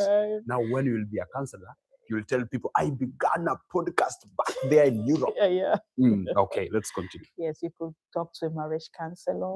Yeah, those are the three persons. At times, some people, they talk to their spiritual leaders. Could be a reverend father, could be a pastor or stuff like that. But most people don't always credit the priest because they say they are not married, and how can they advise people who are married? So all right. Yeah. Wow. Thank you so much. Right. Thank you so much for the questions. Drop all your questions. We are here to make sure that we answer all of them. All right. I'm reading everything. Whoever that wrote I began, I'm on with reading everything and we will answer all the questions. Another question. In relationships, try as much as possible to avoid advice from other people, but maybe counselors are the best according to me. Okay, someone is trying to answer also. All right, let me check. What are the early red flags people ignore in relationship?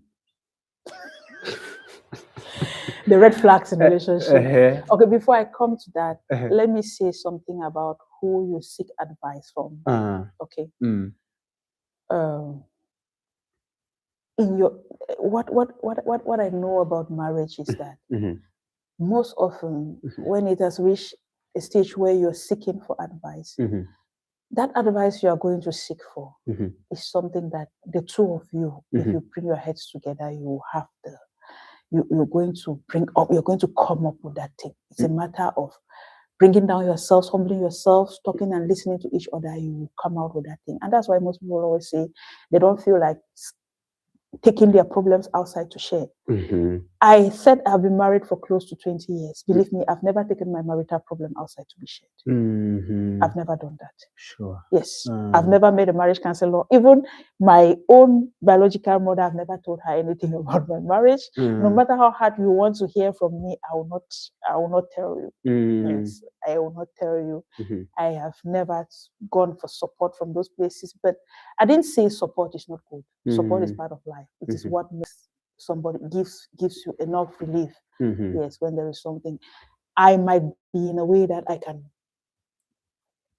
can withstand stress to a particular level, but another person will not be like that and will definitely need support more than I do. So it's a relative thing. If you feel like you need who to talk, we've talked about who you can talk to. And if you feel like you don't want to talk to somebody, you want to make the decision, you want to fix things between yourselves, then you can fix the things between yourselves. All right. Wow. Then what was the next question? Now the question was the red flags. The first red flag in marriage: violence. What? Violence. What? Violence. Violence. And by the way, on that note, you'll have to say something about this. Okay. Remember on it. Okay. There's a man in Kenya who poured acid on the face of a lady because of a relationship struggle. They had some hiccups and some hurdles over the way. And the guy was like, I've invested a lot in you and you're trying to tell me that you'll not get married to me. So the guy decided, what I'll do, I'll hire goons and pour acid on the ladies to this lady. So they were not married. It was the primordial stages. And that is not only what that has happened. We also have what we call a lady who was killed. I know her. She was killed. She was strangled on her neck. And the guy took a knife and stabbed on her some, let's say, 5 times, something like that. And she died. She died while she was tied on the bed. So it was very, very critical. Not only that, there was a lady. I know even their names. That lady, it's all about love. So that lady also was walking in the corridor of the apartment. And now the guy comes from the back with a knife. And I don't know why killers have knives. So he took the knife and stabbed on the lady. It was 7 times. And now, guys, people are running here and there to try and help the lady. The guy flew away, but the lady at least was well saved. She's on with her life. Okay. Now, you'll also touch something on that because it is happening. It will happen. And I was very furious with that because the day the other incident happened, it is the day I had hosted a show alone. It was a solo cast. And I was talking about that. I said that maybe if you have a problem, you can depart from the relationship. So I was furious that immediately, even after talking about it, it goes to happen. So will you shed something onto that? Sure. Also, you'll shed something onto that because it's happening. It will keep on happening. And we never know where it will end. So you'll shed something on that. And recently, the frequency has increased. There are a lot of such things every day. It's happening here, it's happening there. It's really pathetic. And what I want to say is that when you're married or you're getting in a relationship or you're courting or you're dating somebody, you have to be very vigilant and very observant. Let every word, take note of every word. Somebody cannot murder you when you are not seeing traces of that person having the ability to murder you, if you are observant. Take note of what the person says. It's not funny if you're with your boyfriend or your fiancé and he tells you that, baby, if you go out of that door, I'll strangle you. It is not funny. It's not funny, please. Those kind of things, take note of them. Oh, at one point, he actually tries and then says, no, we are just joking. Yeah. So it's not... For somebody to do that, he has tried. He had done several things that are red flag that you should understand and know that this person is somebody I should run away from. He can definitely do that. Yes. At times you can be with a man and then he takes a knife and frightens you and then comes and turns it. It's a bad sign. So it's not that he was trying to. Yes. He was joking. He can play. I was joking. No, there is no joke about that. I was trying to see if you can die. There's no joke about that. They don't die twice. That is once. Not try to see if I can die. So when you're in a relationship with somebody, be very careful. Listen to every word and let it mean something to you. Take note of the words. Take note of the actions. If you go out, if you do something and a man slaps you and you accept the slap, next time he will get his belt and he will whip you with his belt. The third time, he will tie your legs. He will chain you. So when those things start happening, that's how they start going before the worst happens. When you start seeing going that way, that is a red flag. That is a red flag. So you should check on. I want to talk about the lady the lady on which acid was poured. If you trace, if that lady was, if we are to go and awaken her spirit to come and talk to us, she is going to tell us some instances when the man proved violence. Maybe through the words, or maybe promise her that one day now, if you leave me for another man, I'm telling you I'll kill you. They say it. And at times we think that is a joke. Allah? Yes, they say it. At times you will think that the man is joking. Or somebody will say, if you leave me for another man, I will die. Or you and I will die. What's the meaning of that? That he is going to take away his life and take away your life. So don't take those things for a joke. When somebody says so when the word death is mentioned, it's not a joke. Yes. It's not a joke. Yes. Take it very serious. It's not a joke. It starts from somewhere, it goes gently, and then finally, if you neglect, it will happen. Yes. So what should people do in that case if you realize your guy is violent? If you are in a relationship and there is any form of violence, either the physical, the mental, or any form of violence. Should a guy slap you? Slap? For what? Slap you for what? Even if you are married to the person, why is the person slapping you? For what? Wait a minute. Why? So you can't be slapped? I have never been slapped, but I have planned that if somebody ever raises a hand against me, not even my husband, I will hold your hand and break it.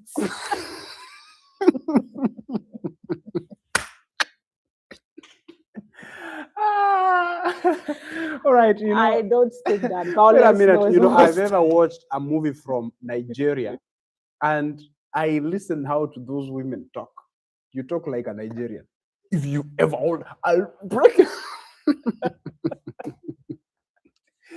So you cannot withhold a slap from your man. No. I don't take that. I cannot take that.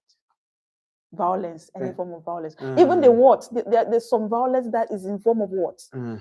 There's somebody like, oh, send me this woman, this crazy woman. The only day for you to chop my money, you don't work, no nothing. All those kind of things. This is violence.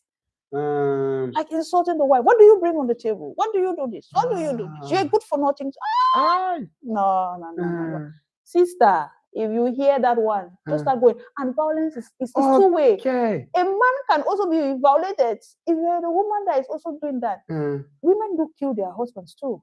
True. Yes. Okay, let me say about it because I know men here. There's a lady who poured, it was oil, cooking oil on the back. It was no, from the front, it splayed to the back. Yeah. Cooking oil. That he had prepared. Heated oil. Heated properly. Yes. So he sprinkled on the guy. So now tell me. And there's also another lady who stab the man just once. Ladies just do it once. They don't, you know, Do it men. multiple Men, times. I have said the cases of men, they do it several, but for ladies, just one stab because they even don't know how to kill. You know, killing is expensive. Killing is very, It's very difficult. expensive. It's A person is not a hen. You know, you can't just go and cut them.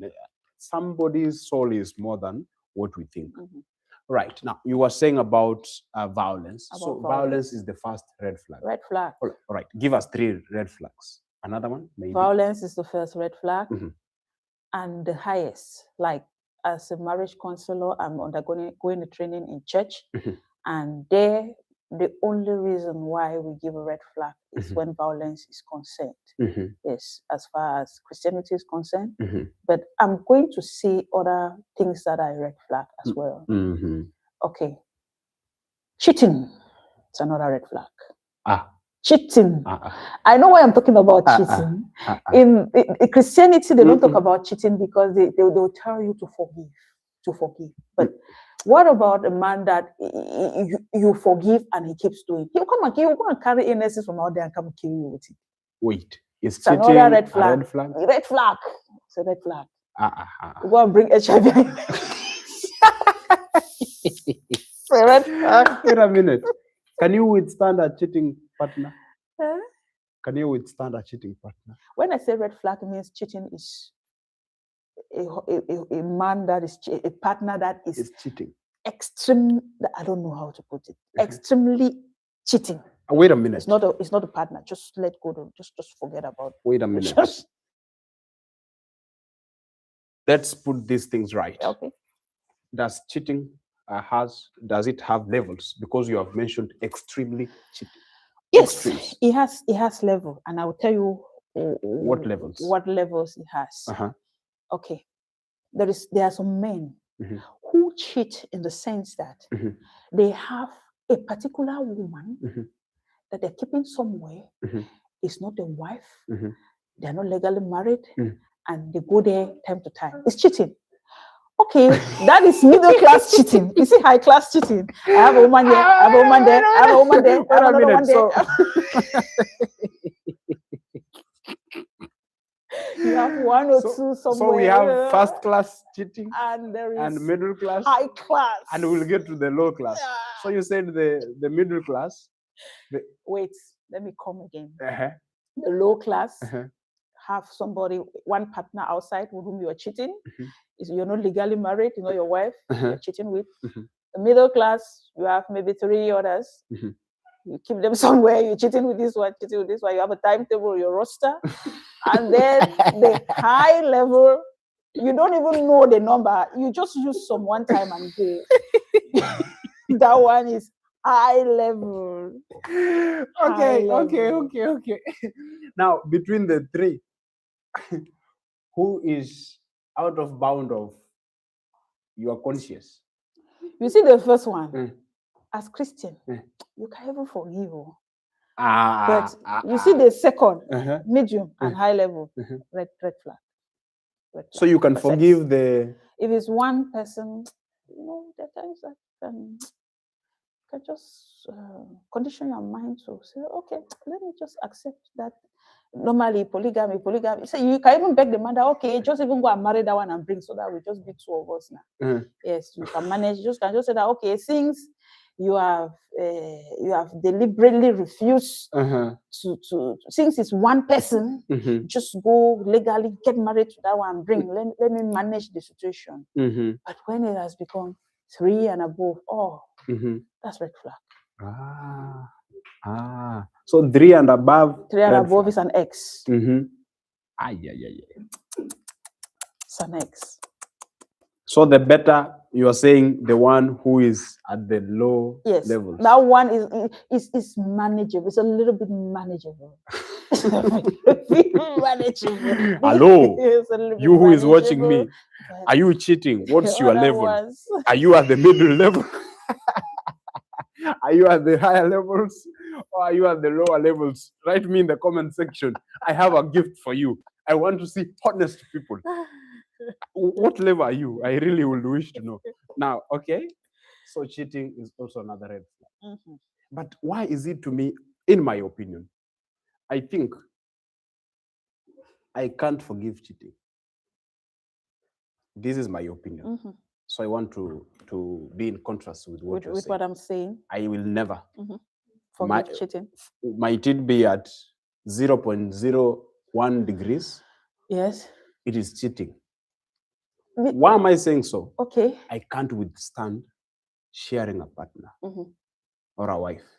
I can't withstand at no levels. Okay. Even if she has given birth, you told me you have how many children? Handball team. A handball team. Even now, let me use football. Even if the football team. She has given birth team. to a football team, she will leave that place. Now, Mr. Michael, I want to tell you something.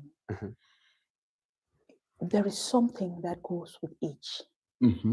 You are young. When I was your age, I spoke like you. I'm young. Yes. That is true. When I was your age, I spoke like you. What you're doing. But now, as I grew up, I realized that at an advanced stage in life, there are certain things that you come to accept them, that you didn't intentionally make up your mind to accept it from the onset. When the day you celebrate your 40th birthday, I'm going to call you and then I will tell you that, Mr. Michael, what do you used to think about this or that?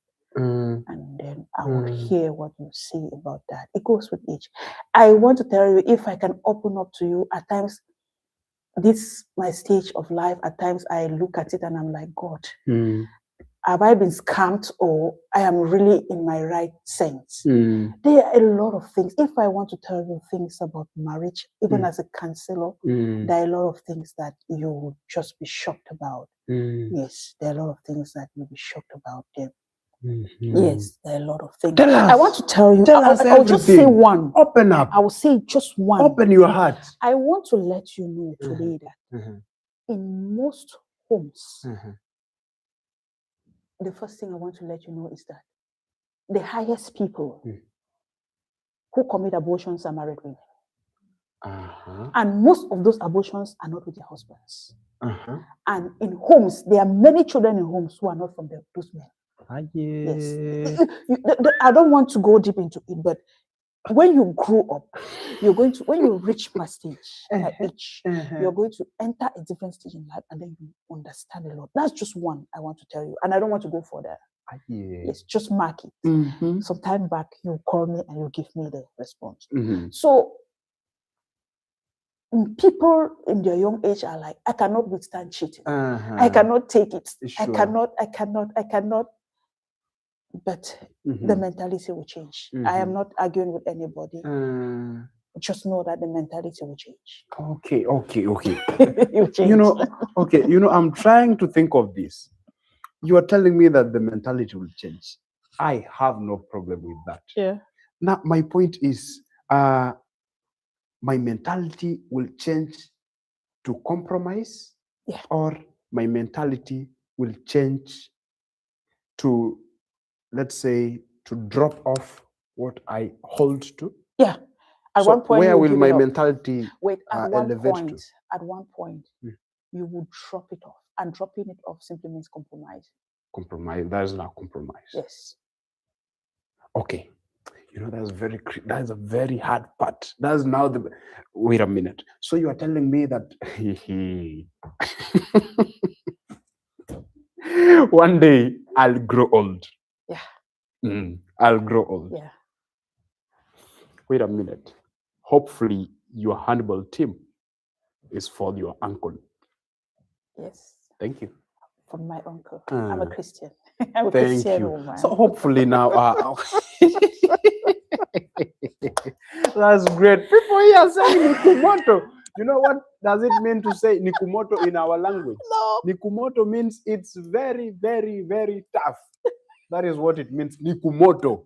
Nikumoto, it's getting hotter. It's getting hotter. Huku kumewaka. So the big point, kumewaka. Can you sip juice? You are talking great things. Good fans, you are not writing any questions. I've not seen your questions here. Write us your questions. We are here to make sure. By the way, We will stay here till we answer all your questions. Our presence here will be completed by us answering your questions. Please stay on tune as we answer.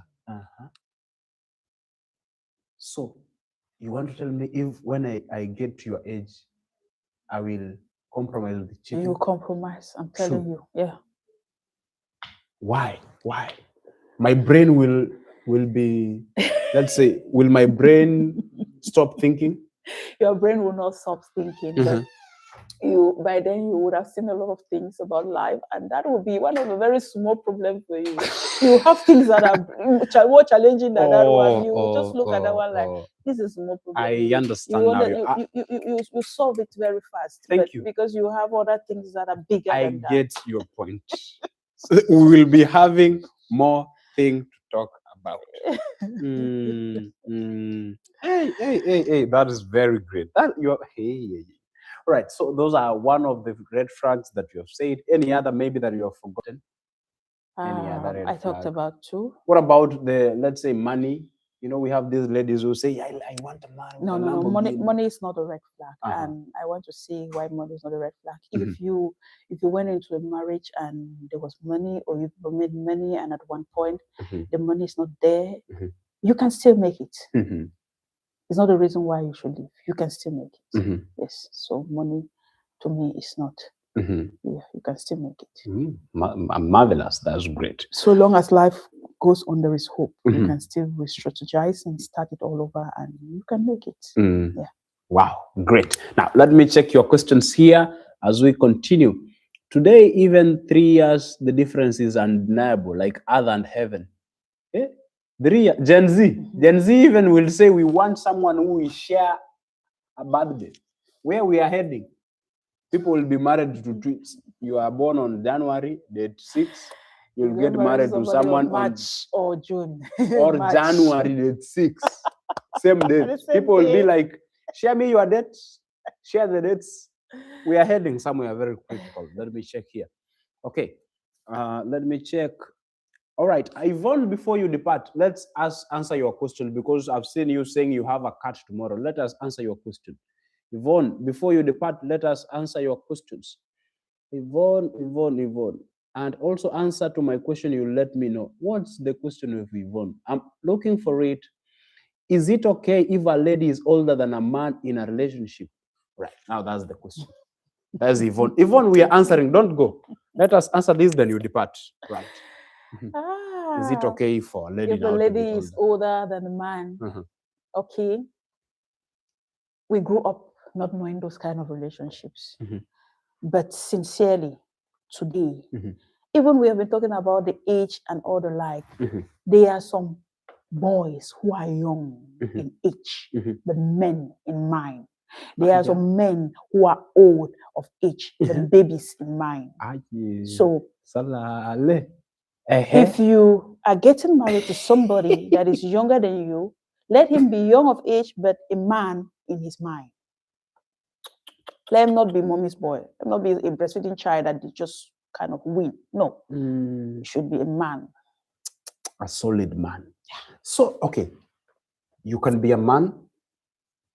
So the difference is maturity. Maturity. You get it, Yvonne? It's all about maturity, not about the age. Wow. Thank you so much. Thank you so much. That's very great. I think now we have answered your questions. Let me check. Is it okay? Yes, we have answered that. In addition to age, that is now elder, he's saying, in addition to age, difference, who is supposed to be older than the other? So definitely, the man should be older. Is a man should be older. Yes. But you have said it should be older and also a man. Yeah, it should be older of age. That's your age should reflect the maturity. Hey. Yes. Because honestly, there are some men who are old of age, but they're not mature. They are not mature. Right. Thank you so much. Thank you, Yvonne. Thank you so much. We appreciate all the best in your cut. We wish you all the best. May God show you great things. Hope you have revised so that when tomorrow you get in the examination rooms, you write which that you have revised clearly. Thank you so much. All the best, Yvonne. All the best, Yvonne. Thank you so much. Thank you so much. All right. Now let me continue reading here the questions. The wisdom, he speaks They be too much. Hey, no sabi, proud of you, ma. Your Latvian son T. You have a son? A friend? What's the name? Let me check. Tankash. Tankash.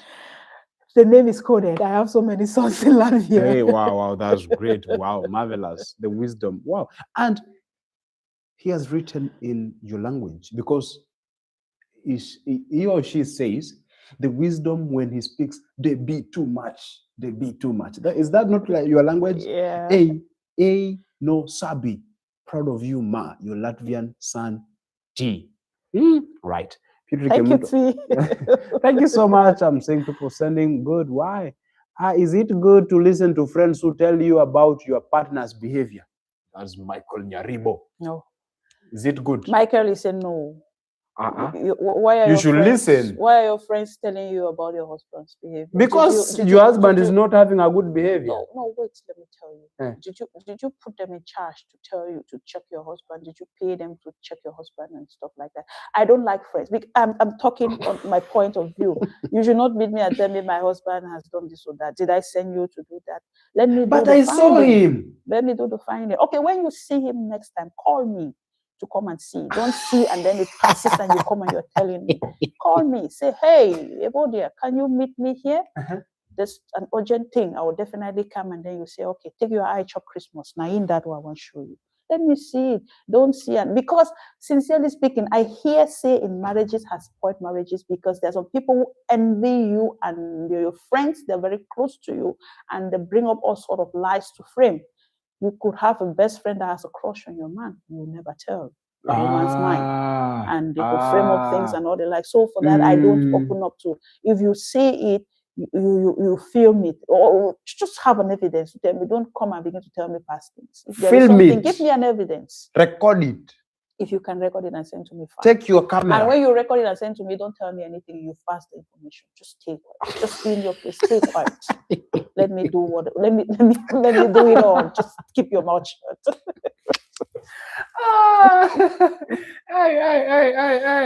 But it aches when you come to tell me that I saw him doing this and then it has passed. You have no evidence. I was like, did I send you to go check? Next time when you see, call me to come and see with my own eyes too. If it's that, don't go follow up it because we know what some of these ladies and girls out there, we know their intentions. We know them.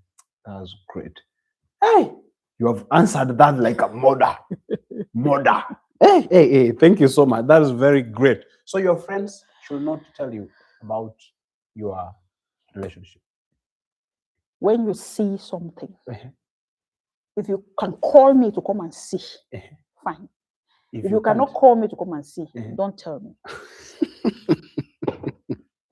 Yes, don't tell me. So you mentioned something about envy. So your friend can envy your relationship. It is very common. Mr. Michael, yes. Do you know that the women population is higher than the men in the world? Definitely. So what is that? That is automatic.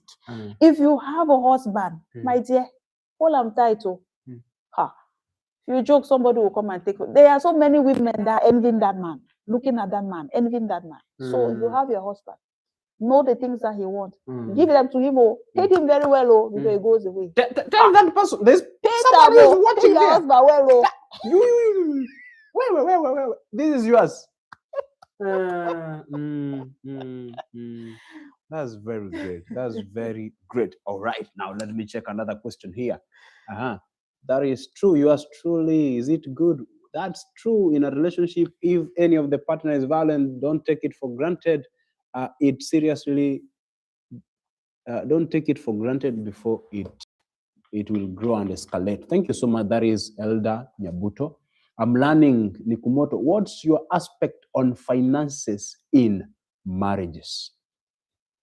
Now, can you tell us your aspect on finances in a marriage? Can you touch something on finances? Okay, like I always say, a marriage is built on dialogue and communication. When you go to do your civil status wedding, they ask you, do you want? Most often, you cannot sign for, or you cannot sign monogamy, and the next option, when you sign monogamy, automatically your next option is joint property. Yes, it's when you sign polygamy that they can give you the option of you kind of have your separate property. And then talking about finances, though most often, even with the joint property, when they go sign the monogamy joint property option and they get home, most often that is not what applies. I know very few marriages that are actually working on joint property. But it is a matter of dialogue. Talk it out. What do you want? What do you want? I want to give you an example of myself. When we talked about finances from the first day in our marriage, my husband told me that it is true we have a marriage certificate that carries joint property, but I will not want us to have the property joint. You have your property, you have your finances, just manage your money. You're working, your money is your own, you have a few things you can do. I have my own and this and that. But when we come to carrying out projects, let us bring what we have together and then we carry it on. Yes. All right. We carry it on. We share the task, the financial task. He takes the heavier task, I take the lighter task as far as finances are concerned. And if at any point he feels like the finances are weighing much on him, he will come back to say, can we do something? I think it's overweighing. And if I feel like my portion is overweighing, I'll come back to say, can we do adjustments? I think it is overweighing on me.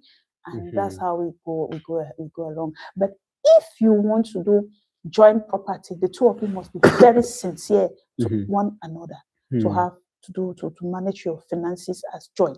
You have to be very sincere to one another. Yeah. Well, you have to be very, very sincere. Yes. All right. Now, because you have mentioned something, what if you join your finances? Now I'm trying to contest whatever that you have said. Okay. What if now you join and say, all right, we're a family, let's have one pot. We are together. Let's have one pot and dish from the one pot. What is the problem with that? What's your take? The best thing so far is joining the finances. If you want to grow fast, is joining the finances. But then, is that sincerity? Most often, no. Okay, the man has the higher, the upper normally. When you join you join your finances, he wants to use, and then he doesn't want to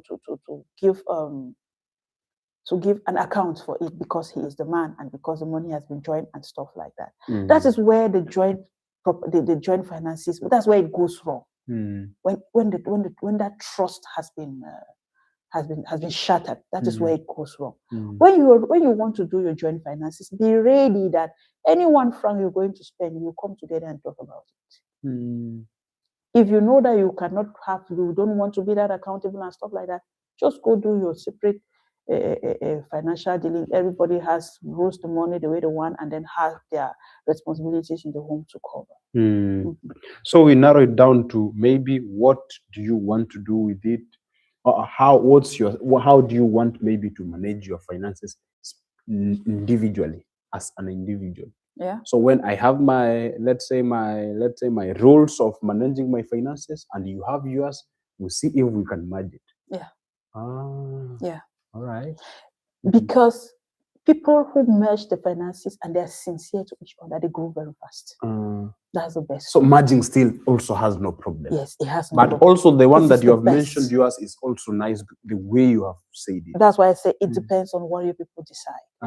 Yes, there are some people that they don't want accountability. They don't feel comfortable being accountable. My husband, for once, he does not feel comfortable being accountable for every franc spent, and that's why he said, no, just go ahead and manage your own. I would just manage. What of this thing that ladies say, women, my money is my money, but your money is our money. Do you do that? Tell me the truth. Anyways, some people do that, but I am one who I am not so much rooted in that. But you are working. You know, that's a great difference. Not so much rooted in that, like But what's even wrong with that? The man's money is family money. No. And the woman's money is family money too. No. I said the man's money is family money. I know you are in that trap. And the woman's I money got is you family now. money Finally, I got you. Finally, you are inside the web. The man's money is family money. The woman's money is family money. Yes, because you share the responsibilities. No. Okay, you tell your wife like, I want to give you an example of shared responsibilities. Mhm. Okay, the husband says, okay, I will take care of the house bill, the house rent, the electricity bill, the water bills, the school fee, the this and that, and then you take care of the kitchen. You make sure there is food. I take care of your duty is to make sure that there is food. Just buy the food stuff. And I was okay. You buying the food stuff. I'm supporting you 25% of what you spend. Okay. Okay. I agree with you. I always even look up to my mom, how she does her things. Yeah. In as much as we will always say that the woman's money is the money of the family, Yeah. that thing will never be equalized. The woman will always, even if you earn 1 million right now, you'll always go to your husband and tell him, I want money. Yeah. True or false? True. You feel nice if we are giving you that. We money. love men's money. Give us the money. That's true. Yeah, I agree. The man's money even is sweet. If you give have it to yours. us. Yeah. Yeah. We love it. It is sweet. Give it to us. That's it. I agree. I agree on that. On that.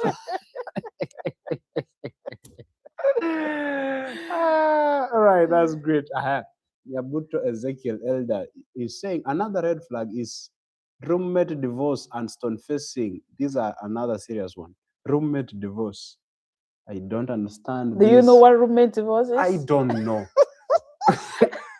Honestly, I don't. You're living like husband and wife, but you are divorced. Like, yes. Do you know that there are people who live in their houses like this? You are looking like this is the husband, but they are living there like two separate people. They are divorced. Roommate divorce. Yes. I thought this is just a word. Allah. This is now what we call coinage. This word is coined. Room and mate. Roommate divorce. Roommate divorce. You are in your room, but you are two different people. You're not a couple. You're strangers. So what are you doing together? Right. So that is also another red flag. Roommate divorce is not a red flag. It's very easy to manage. Yes. All right. There are people who could be in a house for even years and they are not talking, but they're in the same room. Why? It's because it mostly goes with unforgiveness. Yes, and why I say it's easy to manage it is because if there is an opportunity for dialogue, everything will work on well. Yes. Or opportunity for dialogue. Yes. If they open up for a dialogue, it will go on well. Yes. Right. That's great. Right. Good night. That is Yvonne. Someone is here cheering on something. I don't know what is best. Have you won a jackpot? You'll give us something. I meant by Jana Haukutupanga. I have one question, Ombasa. Can I marry a lady, an older lady for me, like 3 years older, but she is very respectful? A lot, so I prefer marrying an older woman. That's Voke Damil, COE. Now, Voke is eyeing. Voke is looking onto an older lady. Yes, 3 years if older. you have a lady 3 years older than you, she respects you, you love her, you're mature enough to fit her maturity, then I think you're good couple. But let me ask you a question on Voke's behalf. They say ladies mature faster. Is that true? Yeah. So meaning if this lady gets married to Voke, or they get married to each other, Voke will be a baby when they get to 60. I am 42. Do you know I can get married to your technician? Or don't you know I can get married to your technician there? My technician is giggling. Engineer, hello? I can get married to your engineer. It's your payday.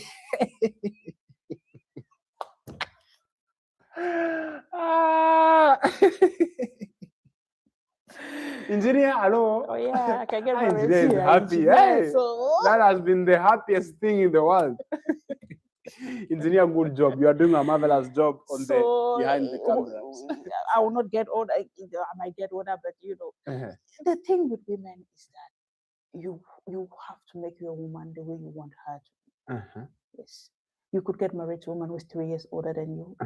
If you want her to remain young, she'll stay young. Don't stress her. She'll stay young. What do you mean? Don't stress her. Can you tell us? Help her. Like there's a very small trick in marriage that goes on that fixes marriage so well that many people don't know. Women love men who assist them. If a woman is doing something, just go assist her. You relieve her of stress. But when she's tough off, she has a lot of work, and then you just settle somewhere you're reading your newspaper, touching your laptop, or doing this and that. She becomes so stressed up with that. When if you are not around, she can be managing to do money. But when you are there, help her. Help her. That is something in Africa that particular aspect in African tradition. I don't go for it. Men should assist their wives. They should help them. Wait a minute. In cooking, washing. Yes. Cooking, washing, doing house things together. Mr. Michael, if you want the best marriage, help your wife.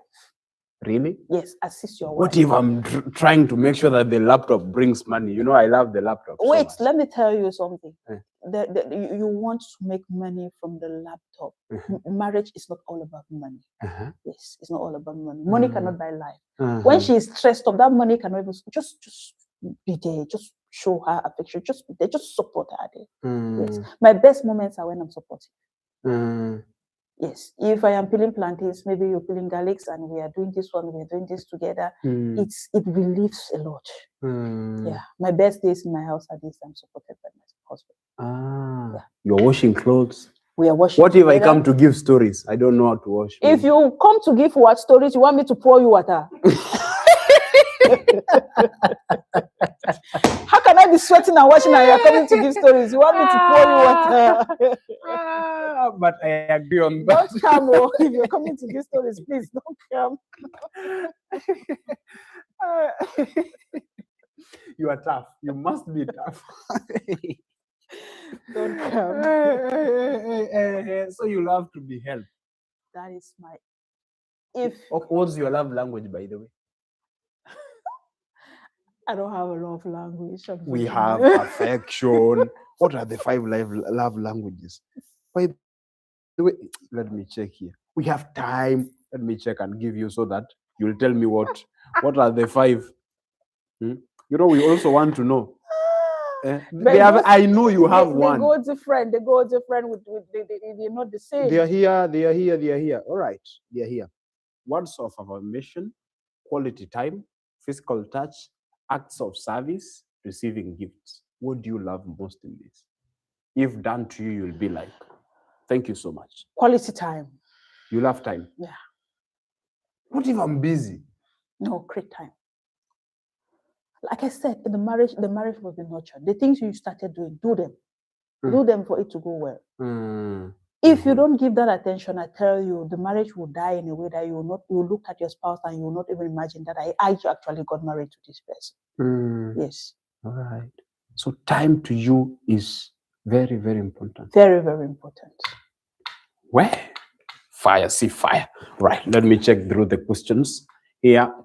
We need today the child should do something. What I can say, let be financially stable first, then marriage can follow. That is what I've learned. Okay, should we establish ourselves, then we go to marriage? Should I go and look for money, then I go to an extent, you need a little bit of money that can sustain 2 of you. If not, you want to get married to a woman, what will you be eating? What will the 2 of you be eating? Yes, especially if the woman is the type that is not doing anything. At least get a little bit of money that can be sustaining the 2 of you while you put your head. What if both of you are working, maybe? If both of you are working, it's easier now. It's easier. If both of you are working, it's a plus. It's a plus. You have resources that you could start up your life with. But if the woman you're intending to get married to is not working, then I think you should save a little bit of money that can sustain the two of you. At least marriage is not suicide. Don't go get married and then you come and die of starvation. I was thinking of marriage in a way that for ladies' money, if you are working, let that money sustain you. Are you getting the point? I'll fund the whole family. Okay, you fund the family and I'll the money. fund the family. I'll fund everything. No, if from a point of your point I of know, view. I can see how my mom. My mom is very, very funny. Okay. My mom will have 10,000 in the pocket, and he'll go to dad that I need some money to make sure. And I'm like, Mom, you have money. I just told you that the simple thing is that we love money from men. Sure. It's sweet. It's sweeter to spend. But now, if you have a woman and you kind of like her money should be for herself, or no. You're not teaching her to be responsible. You're not teaching her to be responsible. We don't only look at the life we are living. When you're married, you have a lot of things to consider. You're living a life. After that, one partner may not be there, both of you might not be there, and stuff like that. If you start training your woman like her money is meant for her, like if you're not there, her money plus your own will be hers. She will not know that. She will not have the quality of responsibility, managing responsibility. So train her. Even if her money is high, give her responsibilities that she'll manage with her money. Just talk it out. Yes. Hey, marvelous. Talk it out, no matter how little it is. Let her have something she's doing in the house. Yes. No matter how the little thing is, let her have something that she's doing at home. Wow. Yes. That's marvelous. With her money. That's great. Right. Let me check. Where are your questions? We are about to depart. Where are your questions? Our plane is about to leave in the next few seconds. Bring all your questions here, right away in our studios. Let me check here. In your family, be trustworthy and faithful to one another. Period. Love is everything. Things and money are a joke. Love with no money, nothing. Bitter truth. It is very hard to get people with genuine love. Love is grand about gestures or perfect moments. It's about choosing someone again and again, even on the ordinary days. That's Maina. That's my schoolmate from high school and again to university. That's great. Maina, thank you so much. Welcome. It is so hard to get a good wife when you have no money.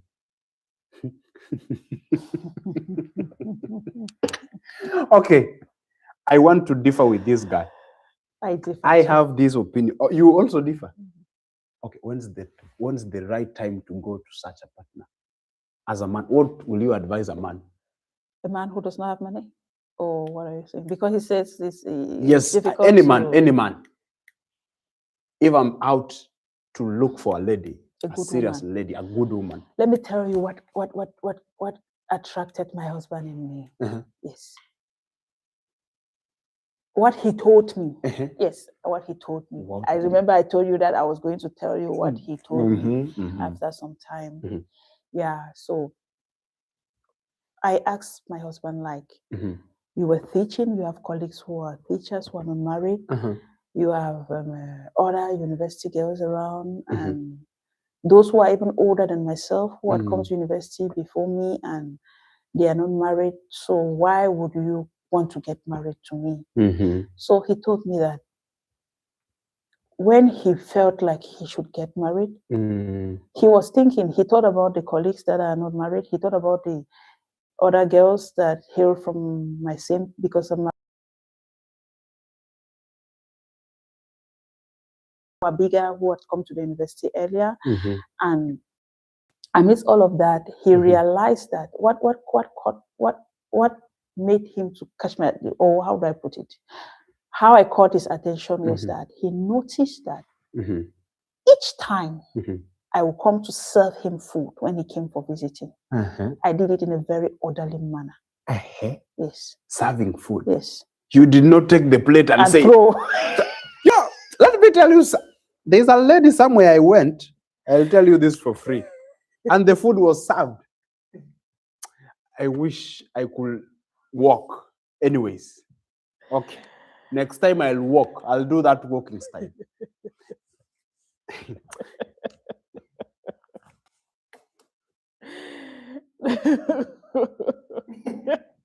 That's terrible. Have the meal. Please, women, let us save our And the phone is husbands, here. She's on TikTok. She's this way. Look at I see. She's- It's terrible. The phone was this way. It's terrible. And then she's saving. It's terrible. It's You will terrible. add yourself some meal in the kitchen when you and you get some water on the.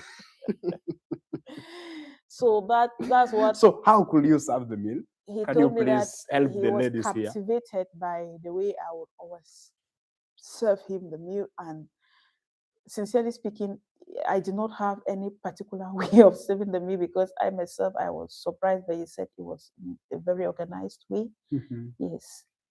Maybe Or you you want me could to bring tell it you how humbly, I used to yes. put the food Yes. on a tray? I will save the food separate, and then I will bring it gently and place gently, no hurry. Gently. Yes. Yes. Have you ever seen Gently is a an adverb. It's not an adjective. Good people. An adverb describes a what? A verb. It and describes an action gently. Yeah. And I will put it with a smile, and then I will ask, "Uncle, how was your day?" Wait a today?" minute. Wait a minute. That is now getting hotter. You put it with a smile. You With a know, smile. And then, a happy face. yeah, with a happy face, and Mhm. then I will ask, "Uncle, how was your day today? Or how was your trip?" Uh-huh. And we'll sit down, I'll talk a bit, and then when it's done, I'll say, "Can I take the plates? Are you Can done? I? Can I You know, carry these are the the ladies plates?" in And the room. then Learn I'll this. move them Can away. I take the plate? Yeah, and then I'll move them away, clean the place. Uh-huh. So those are the things that's what he saw and thought That's I great. was wife material. That's what caught him most. Yes. So it's in the little things. Little things. Little things. Little things matter. Mm. They matter a lot. Because Can I take the plate? I cannot You say know it that was a lady that I particular have told you pattern. how the plate was taken. Can I tell you? Okay. Now let me continue my story. I remember the food came this way. This way. The phone is here. Mhm. She's on TikTok. She's doing a challenge. They call them challenge. I'm doing a challenge. Have the food. So I'm done eating. I woke up with my plate. And you went and No kept one it. to tell me, to console with me. I went with the plate. I threw it on the basin. I washed my Your hands. hands. Then I went. No, I would always pour water for him to wash his hands. And then after placing the food, I'll pour water, and at the end, I'll pour water, then I carry the dishes. Yes. And I did like that to everybody. It was not only to him. It was a general way that we were raised to serve people, no matter who you're serving. You should serve that way. Later did I know that was a value that was instilled in me that was going to fetch a husband for me. Wow. That's very, very great. So you served him properly. Yeah. Wow. And that made him to be fascinated. Maybe in his comparison between the list of girls he had married to, that was the point. That was what made me get the highest score. You got the highest The score. highest score. Wow. Now, what keeps you going in your marriage? What is this one thing that you're Keeps saying, me going. This our marriage works because of this, and this? What keeps you going? Okay. The first thing that keeps us going is the love we have for one another. You love each other. Yeah. Wow. Yeah, it makes the marriage go. Does he love you? Sure. You are very certain. He loves me more. In short, if we really. So you don't love him? If we place them, I didn't say I don't love him, but I say if we place the affection that each person has for one another, I think it should be high, because the attention that I receive is really high. Do you communicate? Like, how do you mean? Do you communicate over the phone? Sure, it's a daily matter. In a day, we could communicate. Every day? Every day. You communicate? Not only once. We could talk in the morning, we could talk in the afternoon, we could talk in the evening. And you have a handball team? Yeah. That's not a relationship. That's not a marriage. You talk every day? Yeah. Not even every day. Every moment. Every moment. We want to find out how each other is doing. Like every minute, try to find out how you're doing. What's up? Mhm. What's happening? Is everything okay? Mm. Yeah. Wow. Because men are weaker than women as far as emotions are concerned. Mhm. Yes, women are stronger as far as emotions are concerned than men. Mm. Mhm. All right. Wow, wow, wow. That's great. Now, I hope you people, all your questions have been answered. Seeing no questions here, one thing I'll really request you is this. What is this one question that you have? Give us one last question as we plan to depart from the studios and we head to other businesses. Remember, time is moving fast and we are about to get to another day right here in Ombasa TV studios. All right, now, what would you advise couples or people who are beginning their relationship? What is just this one thing that you will tell them? If you are beginning a relationship Mhm, or you are a couple, mhm, that one thing I will tell you is that before beginning a relationship or a marriage or whatsoever, the fundamental thing is love. mhm, Yes, it's love. mhm, And for your relationship to be successful or for your marriage to be successful, you need to invest a lot in it. mhm, And alongside that, forgiveness. mhm, You have to learn. If you have not made up your mind to forgive, please don't get married. mhm, Forgiveness. You have to dialogue, you have to communicate, and above all, forgiveness. mhm. Because when you see people celebrating 30 years, 50 years in marriage, they are 50 years of forgiveness. Not 50 years of relationship. 50 years of forgiveness. It goes round. It's a circle. It goes round and round and round. Hmm. Yeah. Wow, marvelous. Thank you so much. That is very, very, very appreciated. Someone is saying that, let me see, Michael Nyaribo, Mr. Ombasa, I'm Michael Nyaribo, I'm pursuing public health. If you can connect me to Evodia, maybe she can be of some help. I will appreciate, Mr. Kindly consider my request. I know that you have my email. Just text me there. I give you the contacts of our lady, our mother here, Evodia, to guide you. Thank you, Ma. That is Captain Julius. Thanks, Mom. We have learned a lot. Thank you so much. So as you do your parting shot, as you bid our great guest a goodbye, as she does the final parting shot, the table, the floor is yours. Can you tell them goodbye and do your parting shot as we end? I want to start by appreciating all those who followed us today. I'm grateful. Thank you for following all the comments. I'm grateful. And then I want to say that when I told Michael to program me for April, I didn't know. I thought April was very far, and then April came so fast.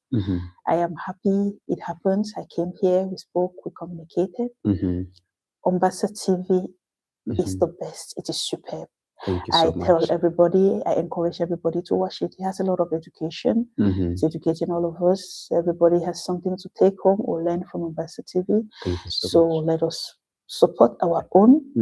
Let us support him. Let us encourage him. And I encourage the youth. I encourage everybody. I advocate for a united Africa.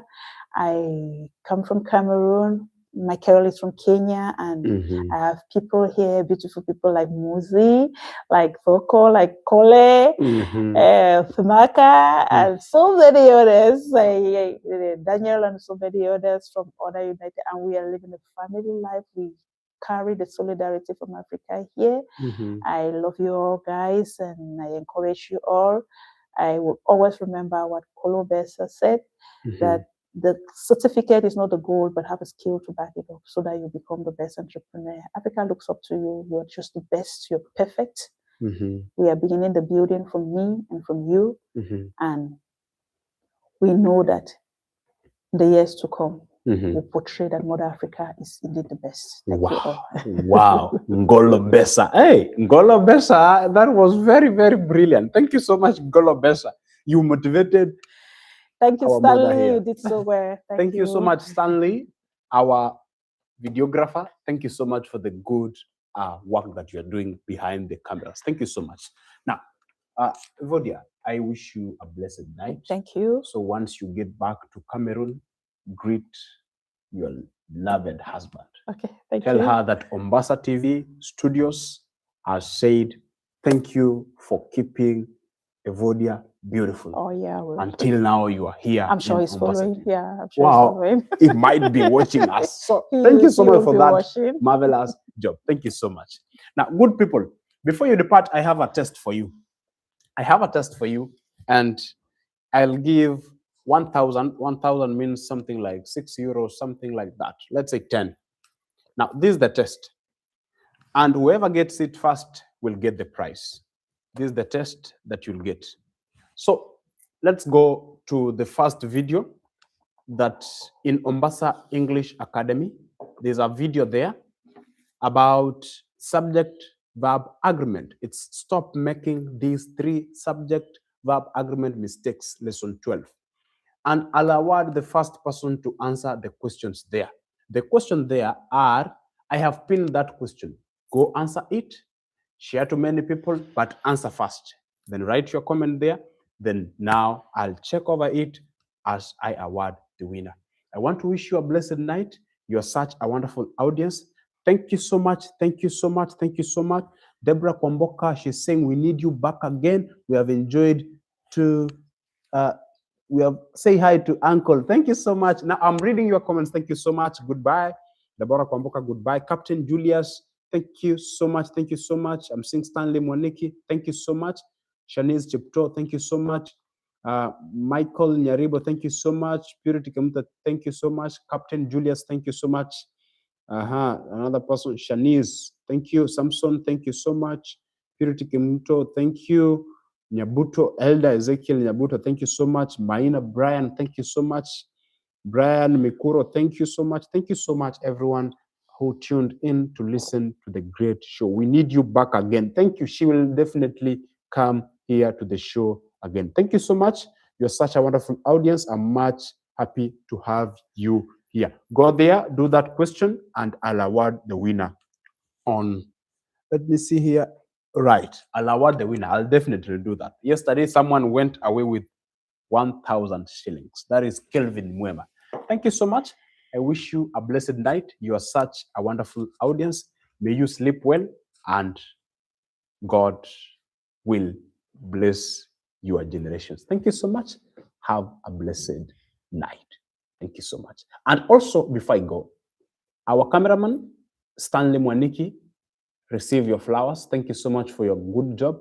Keep on doing the amazing and the wonderful job. Thank you so much. Goodbye. Have a blessed night.